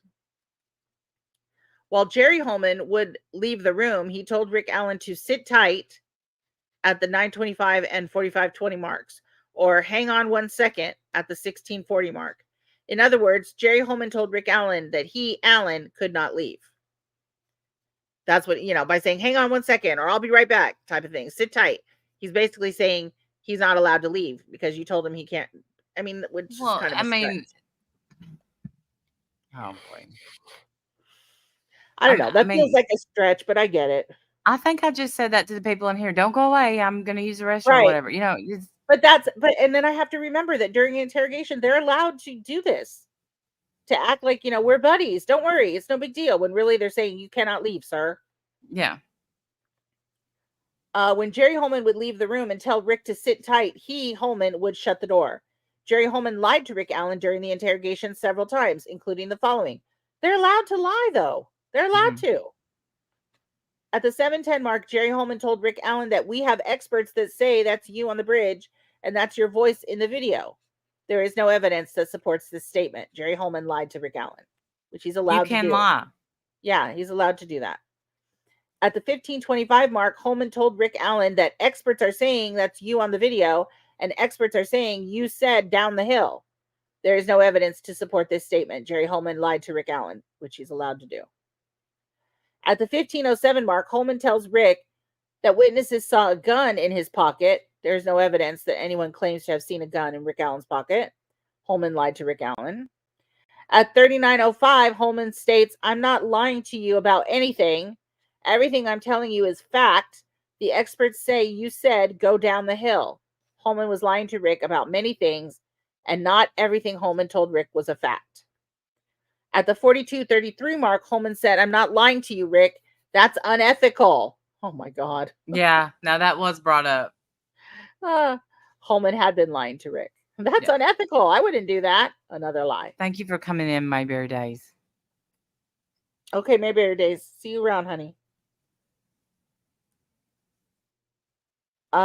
Jerry Holman told Rick Allen in what was supposed to be an exploratory interview, the prosecutor and the other investigators, they want to see you, lock you up, and throw away the key. Jerry Holman barked at Rick Allen in what was supposed to be an exploratory interview. If you don't tell me, you're going down for this. Jerry Holman told Rick Allen in what was supposed to be an exploratory interview, do you realize the death penalty is on the table for this? Whew. At various times, Jerry Oh. Holman yelled at Rick Allen, including using profanity-laced language while accusing Rick Allen of the murders. Rick Allen asked Holman to stop the interview. Rick said, "I'm done," early into the interrogation at the 12:05 mark, but Holman continued his interrogation. And that is true. He said, "I'm done," several times, but he never made any move to leave. So they just kept going. Yeah. The state police never turned over the vehicle to Kathy Allen after Rick Allen was arrested. Returning the vehicle to Rick and Kathy was merely a subterfuge, I think that's how you say that, to get Rick to the police post to be interrogated, just like with Sarah Boone and her phone. You know, they dangle it like a little carrot, come and get it, and they had no plans on releasing that. Okay, here's all the case law.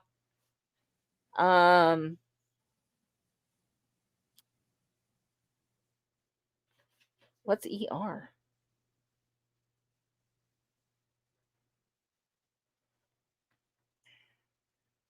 Emergency room.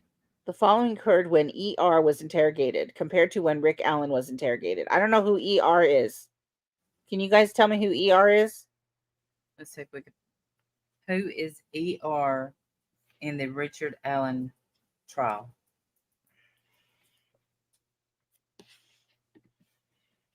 Yeah, I worded that wrong. Somebody's got to know. Aaron Warren. Aaron Warren, who lives near Memphis, Tennessee, and owns a. Hold on. Aaron? ER? It says he's a man. Never mind. Don't. I got excited when I saw E. All right. Undo. Who is ER in the Richard Allen case? Maybe I should be saying Delphi, but Delphi stuff's popping up. Yeah.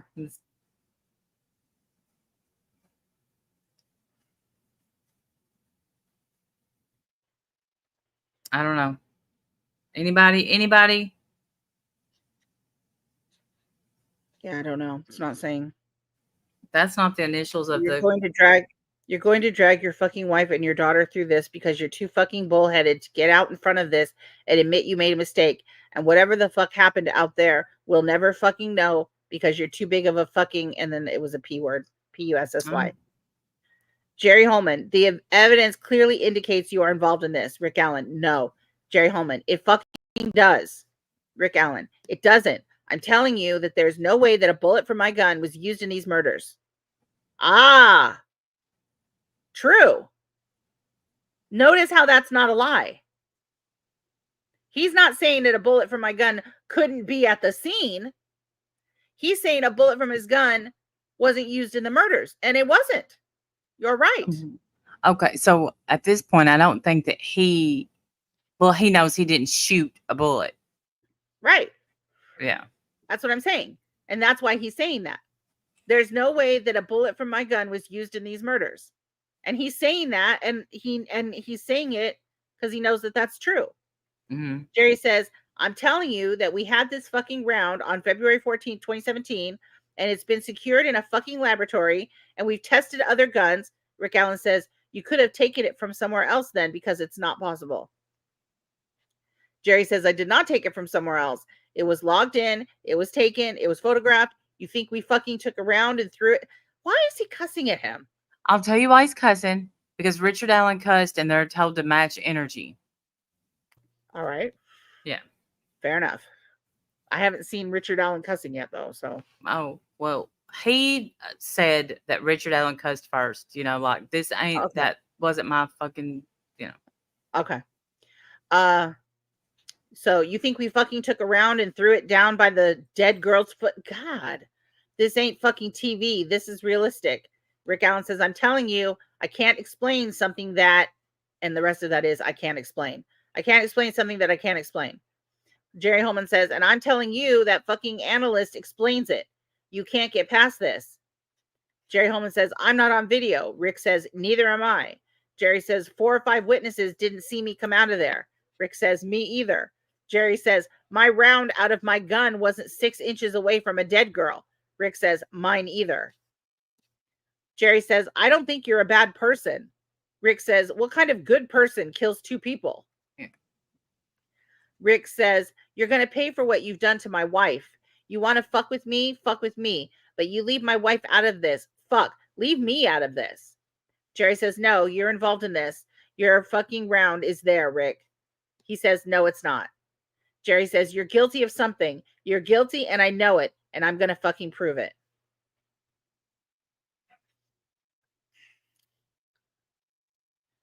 All right. So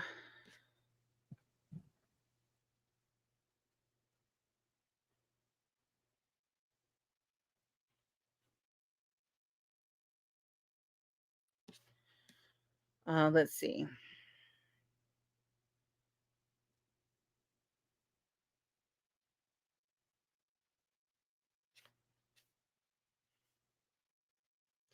Maybe they're comparing it to this ER in the case law. It sounds like that's what they're doing.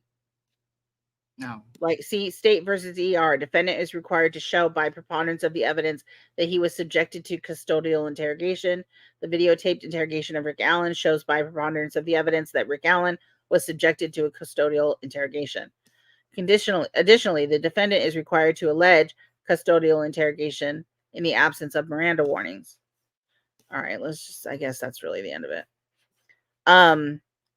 So they're requesting the court to suppress all statements made by Rick Allen at his October 22, 2022 interrogation, 2022 interrogation, and to issue a finding that Jerry Holman and the state police violated Rick Allen's constitutional rights. And as we know, they did not do that because they let all of that in. But I mean, it basically covers the interrogation. So yeah.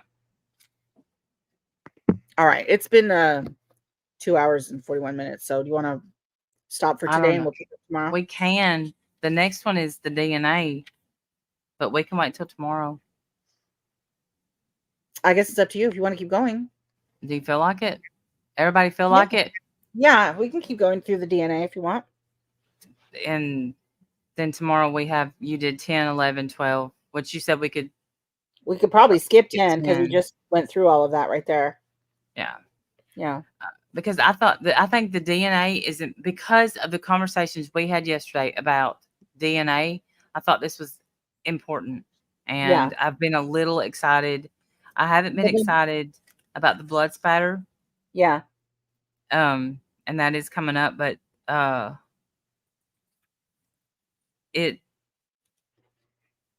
see a picture and I can't unsee it after the blood spatter.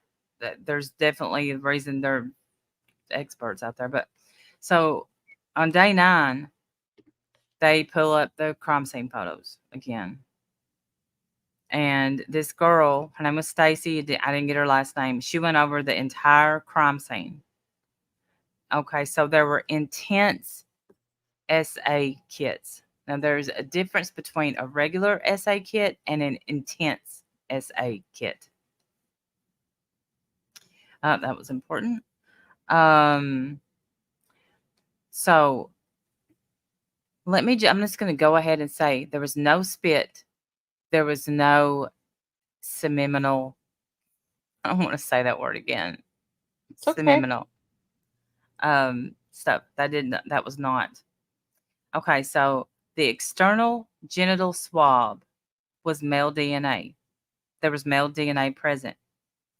It was absolutely insufficient DNA. So minimal. So she said so minimal it could be, and then she stopped talking. I don't know what happened there. There was male DNA under fingernails. But then she explains all that is normal. How do they know it was male? I don't know how they do that. I don't know. Okay.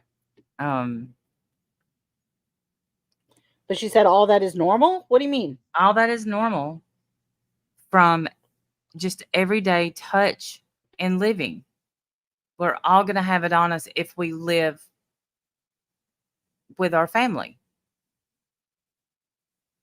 Look, you're going to have somebody in your household's DNA on you, and that it absolutely was not like there wasn't enough DNA. That's why she explained, it's if you barely have a DNA under, on you, it's going to be probably like transferred from a family member or somebody that you've been around Right. a lot. And that's why this was normal. Okay. They possibly didn't take a shower that morning, anything. But none of it matched Richard Allen. No, none of it. So that is normal. Okay. External DNA that they were talking about. I thought this was very interesting too. The external DNA that was found comes from laundry,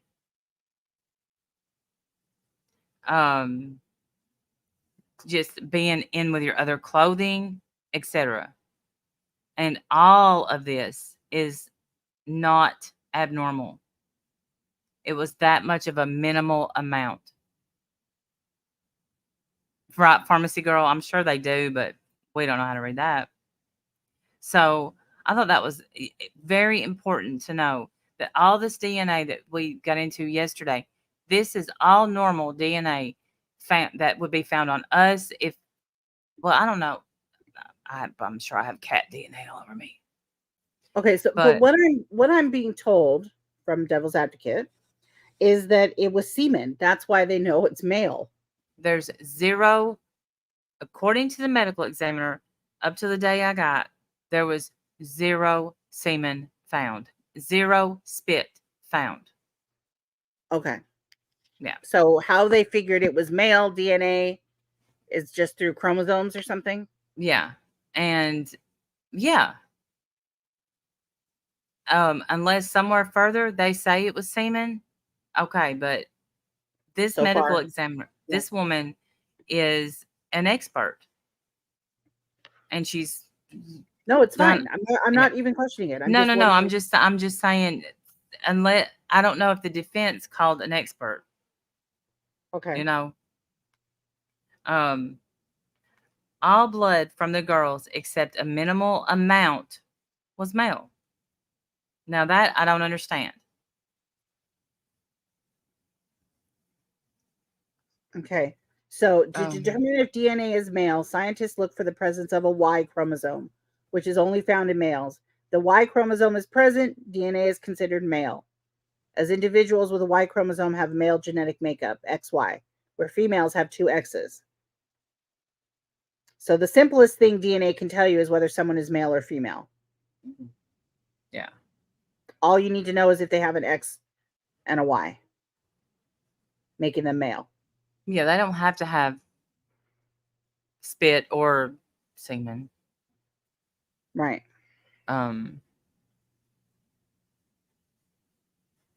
Okay. The sister's hair. This gets deep though. They found that the hair in her hand, it was her sister's hair. Bullet was slightly dirty. No DNA was on the bullet. So, there was some dirt. Okay, I thought it was muddy, but no. They're saying there was some dirt on the bullet. Now, because when a friend and I was talking earlier before we came live, nobody knows how long the bullet was there. Well, this kind of tells you the bullet wasn't there for real long because it wasn't muddy, dirty. It was slightly dirty, but she didn't find any DNA. But come to find out, it's kind of hard to find DNA on a bullet. That so hard, I think they've stopped testing DNA on bullets. And there was no fingerprints or anything on this bullet, obviously? No. So he was wearing gloves or something, maybe, when he put it in there? I think Rich Guy, wasn't he wearing gloves? I don't know. I don't remember. We'll have to zoom in. But it wouldn't matter. Maybe he was wearing gloves the day because he probably put the bullet in before he left his house. Right. There's no telling when he put the bullet in there. Yeah. Yeah. No DNA. Shoes. Libby's DNA, many of the blood spots on the ground were from Libby. Yeah. The items from the creek did affect her results, though. They pulled their clothing out of the creek. Some of it was in the creek. Yeah. And so that was the only DNA found, because yesterday someone was talking about the DNA in the underwear. The only DNA found in Abby's underwear was hers. There was no seminal DNA found. So it was the other person's underwear that had the seminal DNA? No, there was no seminal DNA found at the crime scene. Well, but there's one pair of underwear missing. There was only one pair of underwear. Okay. So I guess Abby got to put back on her own underwear. And she took this underwear, she cut it, cut out the crotch of it, tested it, and all that. So and that was Abby's, you said? Mm-hmm. Abby's underwear. Was she sexually active?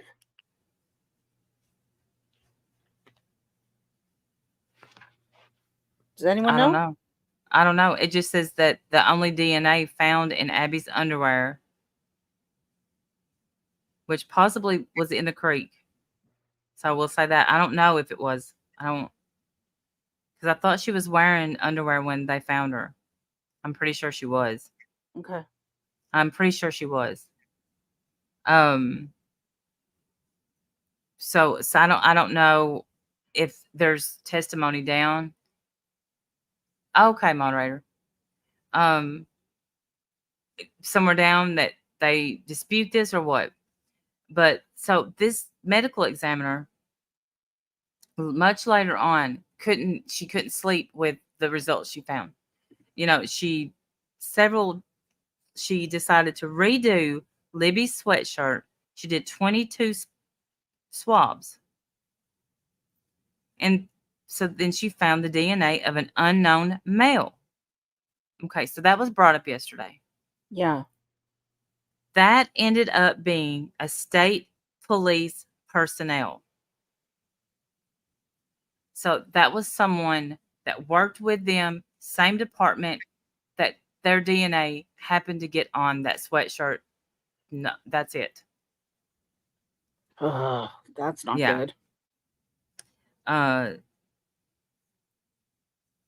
The branch, 7 foot long. She tested that again, hoping to find some skin cells. None. She said that the FBI indicated a report, and for some reason, the district attorney loudly objected and said hearsay. So that was shut down. The FBI was sent 72 hours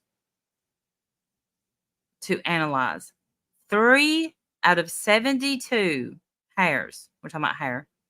Oh, okay. I left that out of my sentence. The FBI was sent hair to analyze. 3 out of 72 were not consistent with Abby and Libby. And there were no roots on the hair. She kept them to later test them. This becomes a big deal for the future, hoping. And the reason she did that, because if you don't have a root, it's really hard to match a DNA. Okay. And were they long hairs or short hairs? They didn't say. They just said 3 hairs. Okay. But she kept them back, hoping that later on there was no found, but there was a male DNA found, but not enough to be tested. Yeah, that's what I'm hearing too, that there was semen found. Okay, well, I'll keep reading, but okay. Because it was pretty late when I was doing this. But okay, so she put these 3 hairs back because male DNA, no semen. Okay. And that could be from you got something dirty out of the laundry basket and your dad had something dirty in the laundry basket. You wore your dirty clothes. Boom. Right. I know. Yeah. So anyway, she put these hairs back because hoping that as time went on, testing gets better, then you could find something later on. That's why, and she didn't do it on her own. She was told to do that. Put these hairs back because once you test the hair, you're done. You can't retest it.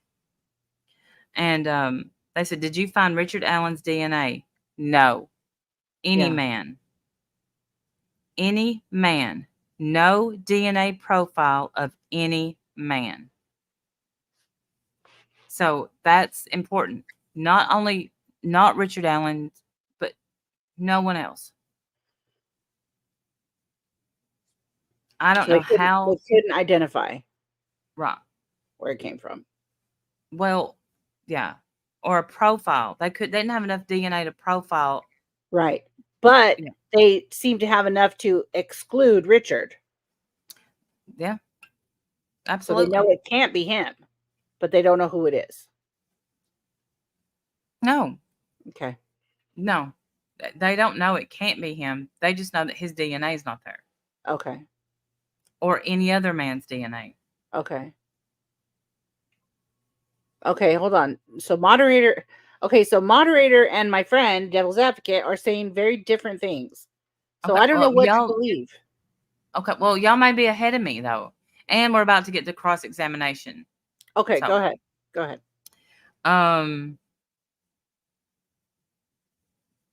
And I immediately wrote down a timestamp for that. So you don't have it in yet. You know that, right? Me? Yeah. Yeah, I know. I don't have it pulled up yet because I switched days. Okay.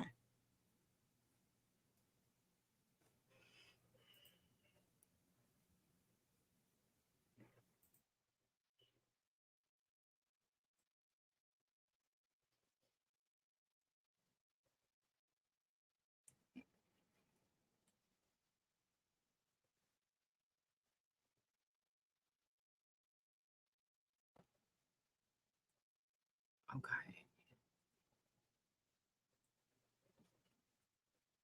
Yeah, there was not enough. You're right about that. That does come up. There's not enough DNA to test a lot of it.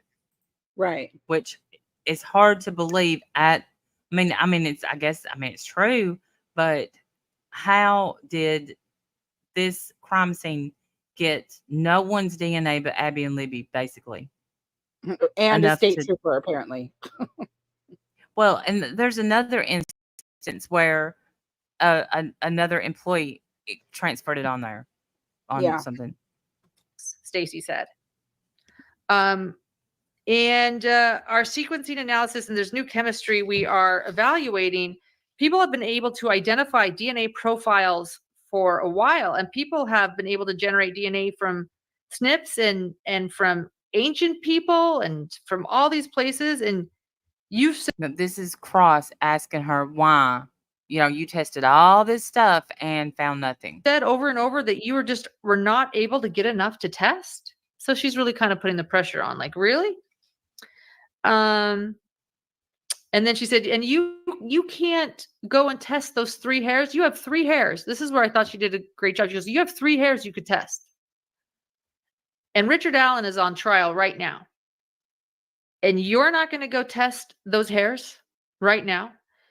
And the answer is, well, if I consume that hair, I no longer have it. In other words, if she tests the hair, if Stacy tests the hair, like I explained, this is one-time opportunity, one-hit wonder. She no longer has it. And the research says the success rate is low, low, low. But she's like, but Richard Allen's on trial right now, and you're not willing to test those hairs.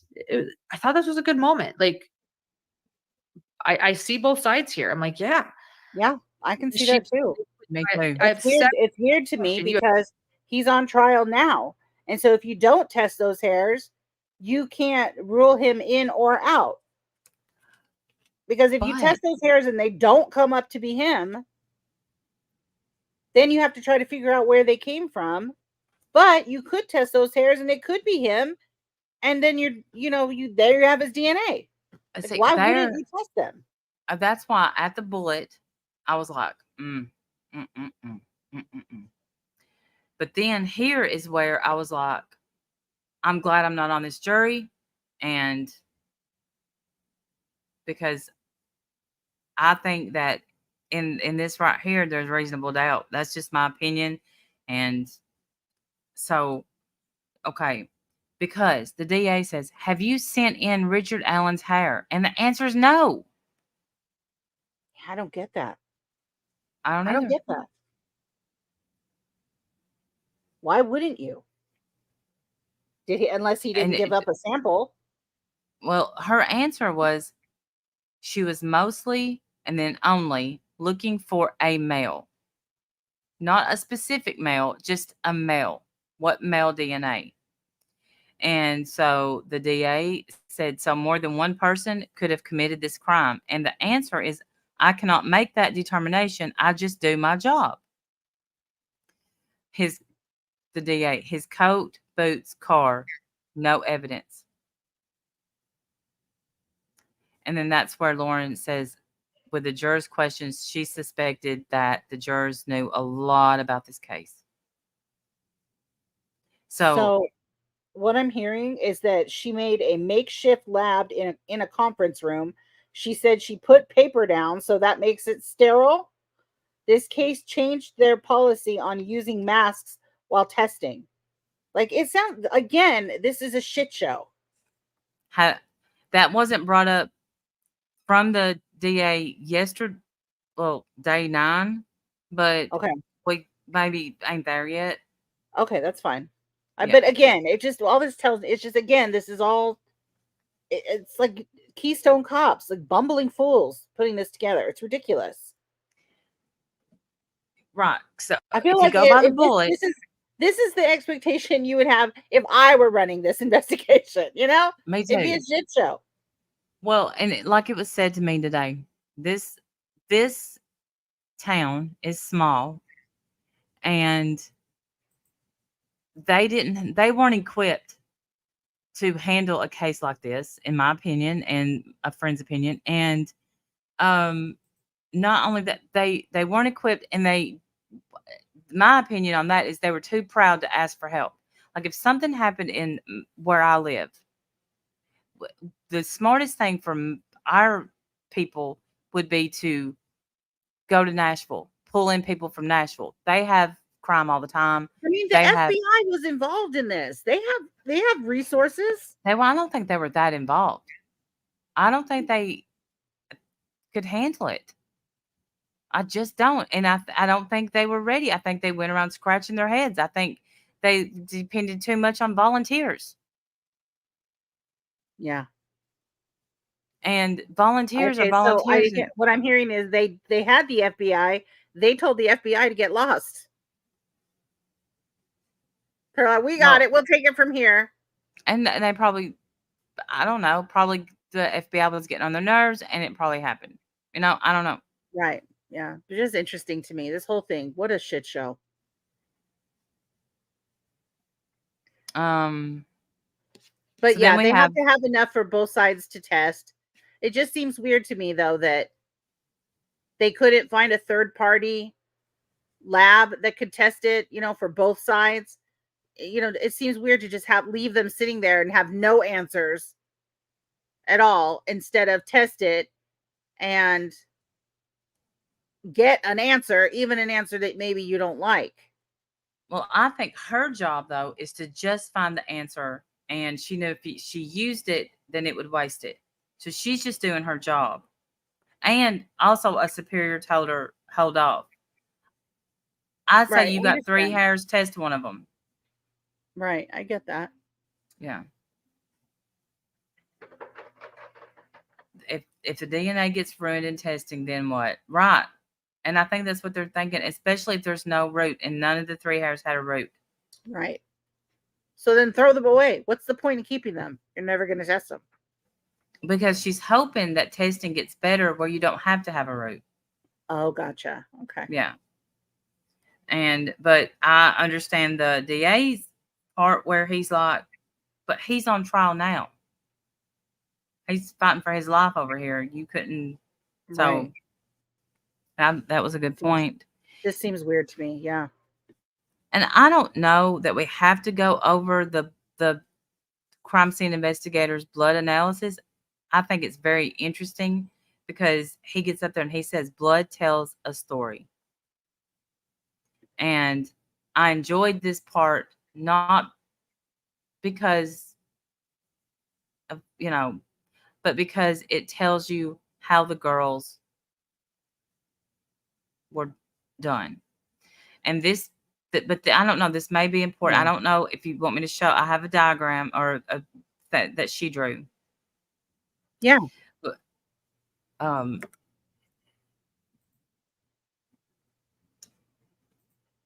I love that she can draw like that, and please don't ever expect this from me.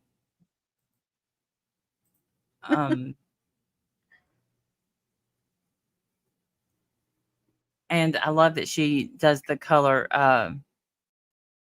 coordination because I like a diagram. So this is Abby, and this is Libby, and obviously the red is red blood. There's a big pool of Libby's blood here. Where? Right here. Can you see my pointer? There it is. There it is. Yes, I see it now. Yes. Okay. This right here is what they keep referring to this as the F tree.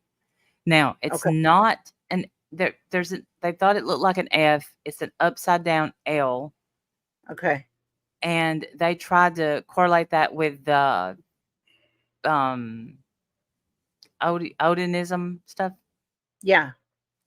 All right. So he explains that too. I wrote it down. Okay. This right here is where Libby's wounds happen. Right here over by this tree. Okay. She walks around here and sits down. They can tell that by the blood spatter on the clothes, or the blood, it's not even spatter, on the clothes, that she was sitting up, holding her throat with both hands. Bless her.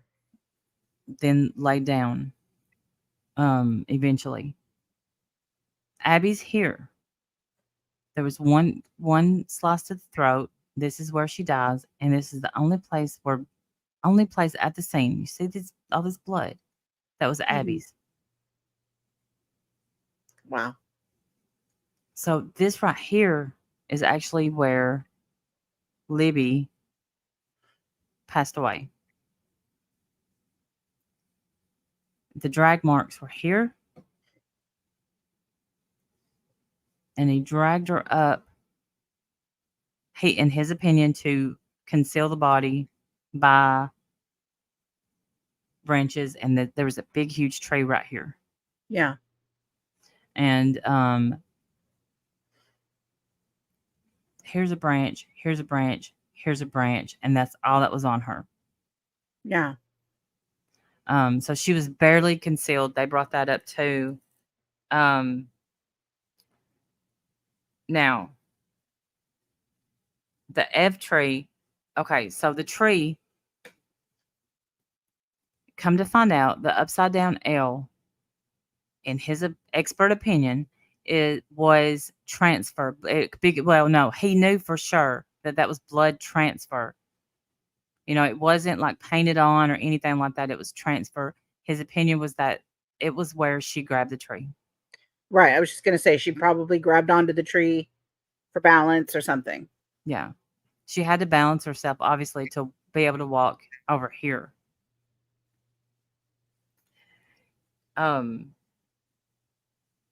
So all of that, during all of this, which this is just what Lauren drew, the real pictures were on the screen there, and Richard Allen was intensely watching.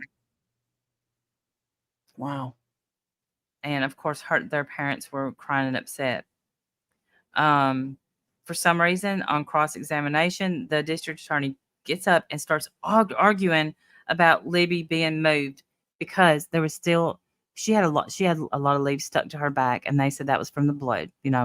As you're maybe you're sticky, the blood Yeah. stuck to leaves. But there were some leaves there. And so he wanted to argue about her being moved, but I don't know why. He said, why was Libby barely covered? And then, so over here we see Abby, and you see Abby's hands. They're inside kind of the hoodie. This is why I kept saying I think she was bound. Like I said, they were clean. There was no blood whatsoever on her hands. Poor Libby's hands were covered in blood where she grabbed her throat. Oh, so horrible. Yeah. So I think she was bound. And I don't know, maybe I'm thinking by the hoodie, but there's nothing to tell. But he cross-examination brings up, said you can't rule out being held down by multiple people. And the answer was no, I can't. Can't rule that out because their hands were clean. Nothing, Right. and there was nothing to connect Richard Allen. Redirect. She was dragged. Several layers of leaves. There were several layers of leaves on the ground, and they were moved. You could see where someone was dragged. I don't know why that became a big deal. And then they think the upside down L was her arm and hand on the tree. And Recross comes up and says, this is just a hypothesis, right? You can't say for sure. And that's right. I mean, he wasn't there. Right.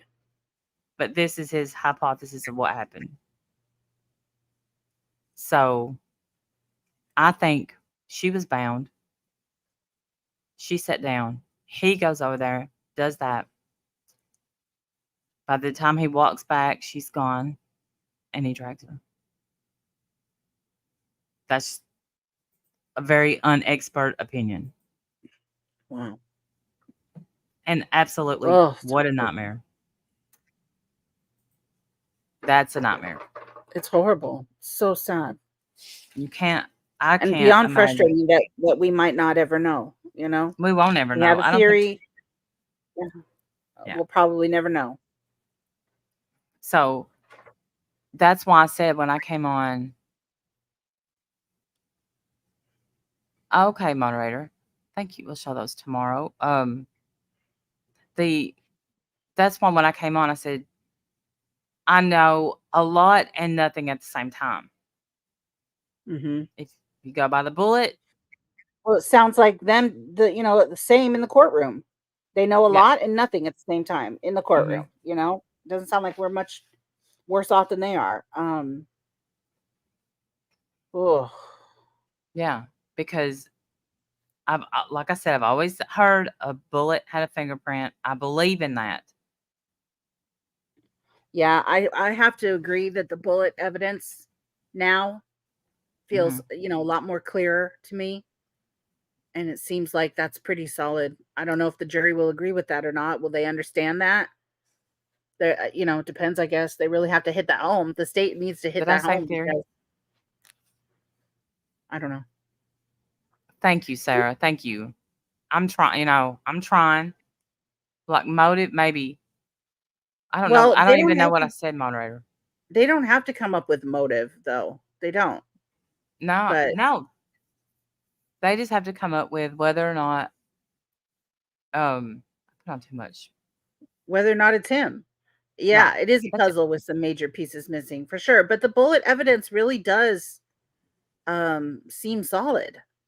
You get this strong. This is what I'm thinking. The jury's thinking. This is what I would be thinking if I was on the jury. You get this strong evidence of this bullet,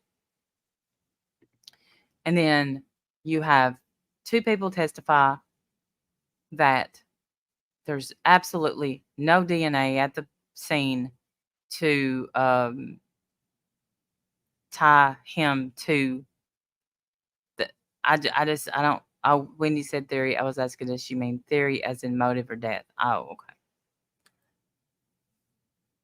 okay. So I don't know what I would do if I was on the jury because I'm still thinking reasonable doubt. Even with the bullet. Yeah, Yeah. because of DNA. There's nothing. No DNA there that matches him. Let me see if I can pull it up right And quick. there's moderator. unknown DNA that matches some other male that we don't even know.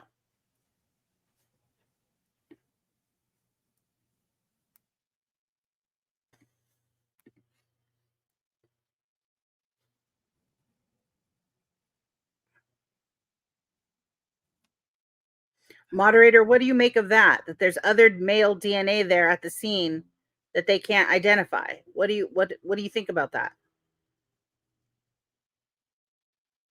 Oh, okay, there's.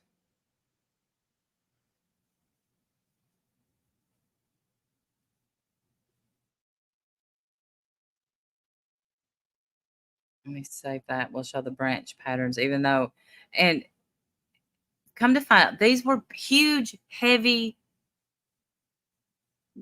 Right. Yeah. Well, see, I don't. I think that he explained it so well. I mean, she. God bless us women. Explained it so well when she said, um.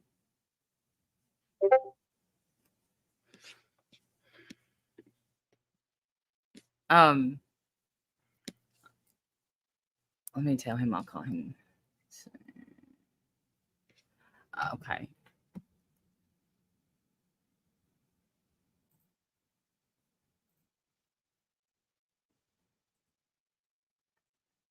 Here's what moderator sent about the branches.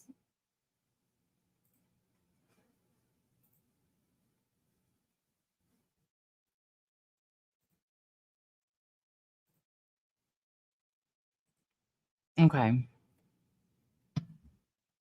I guess this is Libby, and there's a branch, there's a branch, there's a branch, there's a branch. There's a branch. Can you It's make that any Abby. bigger? Can you zoom in on that at all? Yeah.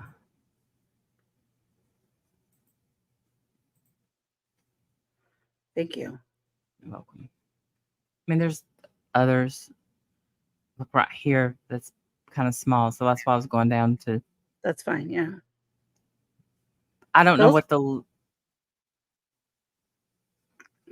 I don't know what the light means unless they were just. I don't. Like, I don't understand. what do you I mean don't the know light? others. The light red lines right here. Right here. Maybe those are smaller sticks. Maybe.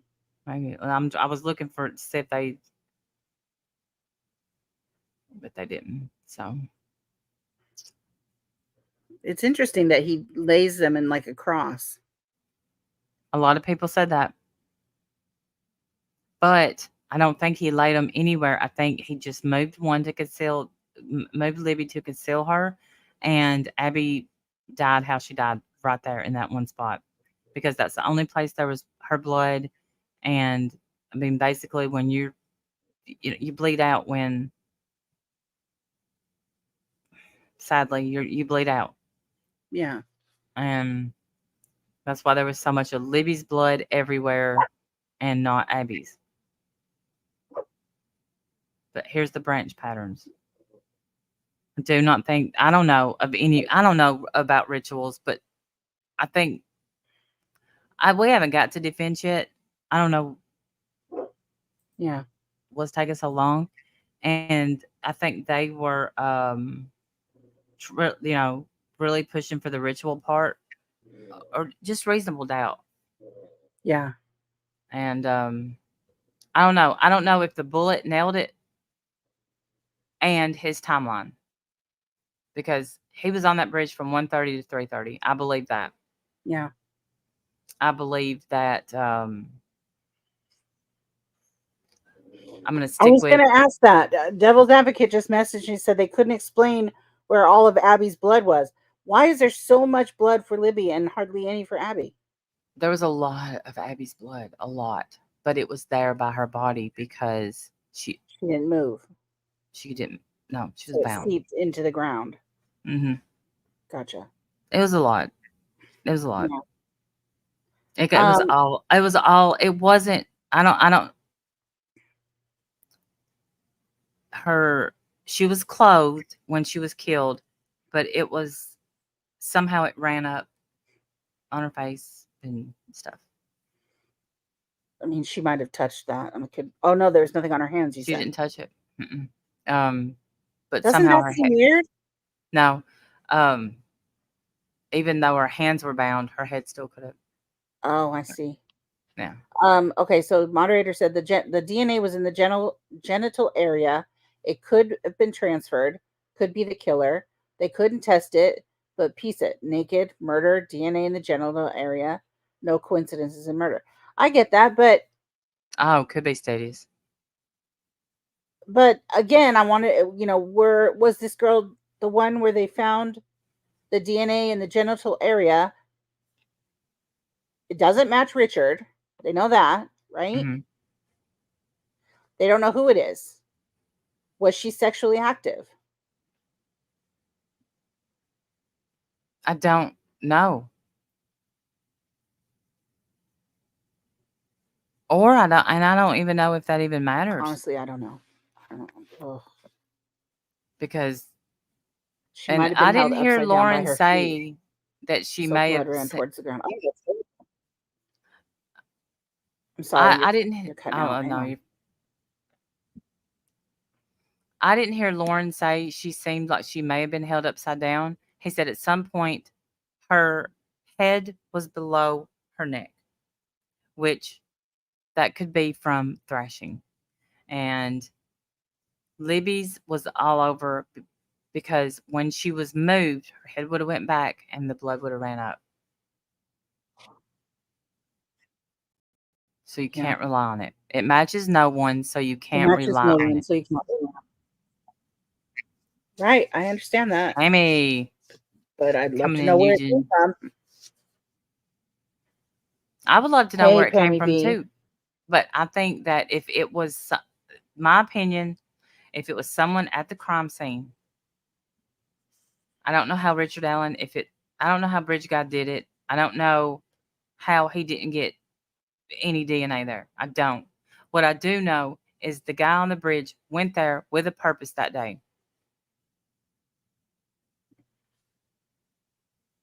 Yeah, I believe that too.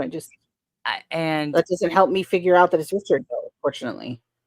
Was blood found in his car? No, Charlie, but it was 5 years later. Yeah. They found nothing. They didn't get it till 2022. Yeah. I mean, I know telling how many deep cleans. I would say that they need to look into that. How many did he detail his own car? Did he get other people to detail it? Stuff like that. How many times? Yeah. No, I'm not missing that, moderator. I promise I'm not missing that. Just because a bullet was there doesn't say when it got there. Well, here's the thing, Charlie. The bullet came out of his gun that he owned, and he swears he's never had a gun or a bullet around that area.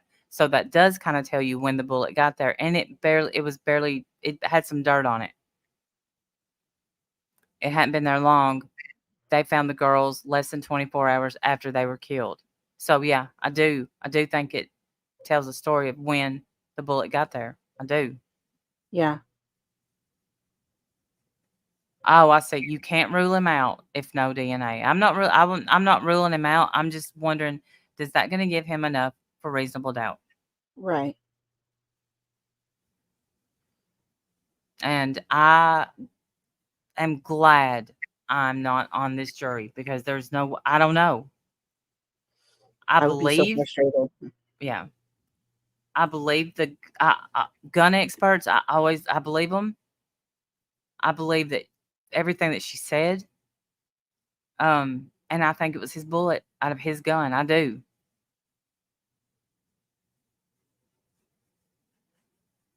Well, but nothing. If honestly, if it's his bullet and his gun, that puts him there. Yeah.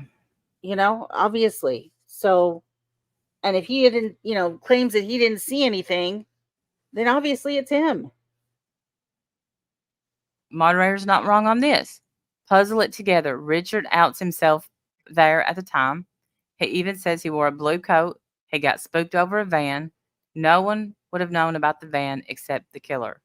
And that leads us back to all those people saw a bridge guy, but Richard Allen saw all those people. So 3 girls, those same girls, were witnessing him. One said he had mud and blood on his pants. No, that was the woman driving down the road. And I don't know. The I 3 don't know. girls, it was actually 4 girls. But the 3 girls said that they said hi to him and he didn't say hi back. But regardless, they saw him. They saw Bridge Guy. Charlie? They didn't point him out in chat. They couldn't say whether that was him or not at the defense table. That's why I say he went there with a purpose, because he had his face covered. Why? Because Wendy he said he would go there a lot, so you don't know when the bullet jumped there. That is true. That is true. He did. I don't there believe were that's pictures, true. I don't know that he went there a lot, but there were pictures of that bridge found in his home that were different family members in those pictures with him. So obviously that was a place that he went. He went with his daughter. He did go there. But I'm sorry to interrupt, but in his testimony, or not testimony, interrogation, he said never, ever has he taken a gun to that spot. Right. Never, so maybe it's a lie. Maybe, and all the times he went there, you go in the woods where there's wild ass animals and you decide to not take your gun. Seems smart. Right. I mean, obviously that's a lie, because this gun and bullet match. So that's and why lie? If you have nothing to hide, you hide nothing. If you had ever walked the bridge and taken your gun and said, hey, thought if I saw something going to attack me, I'm going to shoot it. Right. I take a gun for my protection. Yeah. But he said, that's why I was connecting them, moderator. The only way that Richard Allen, that connects Richard Allen and Bridge Guys being the same exact person. Yes. I'm still interested in the way that he answered that question. There is no way that you're going to find that my gun was involved in those murders, or whatever the way he said it. Yeah. Like, it was very specific not to be a lie, because that wasn't a lie. You're right. You didn't murder those girls with a gun. That is true. But he didn't say anything about there's no way you found my bullet there. He didn't say that. No. He said there's no way that my gun was used in the murder. And he's right. To me, that feels very purposeful. That feels very intentional. Like when you're being interviewed, that he's very careful not to lie on that statement. So that is also, going toward his guilt. But I guess we'll know more tomorrow when we cover, where did we get? We got up through day 10? Yeah. Okay, so we got up through day 10. So 11 and 12 tomorrow. And maybe more. Right. So I thought this was a good stream. I appreciate everybody who came. So does Wendell. Yes, for sure. Thank you for the super chats. Prayers for everybody in Southern California right now. Yes. Lots And of prayers Wendy, going out to you guys. Maybe Wendy can keep us updated on her mom. And we'll see y'all tomorrow, same time. Bye, guys. Bye, y'all.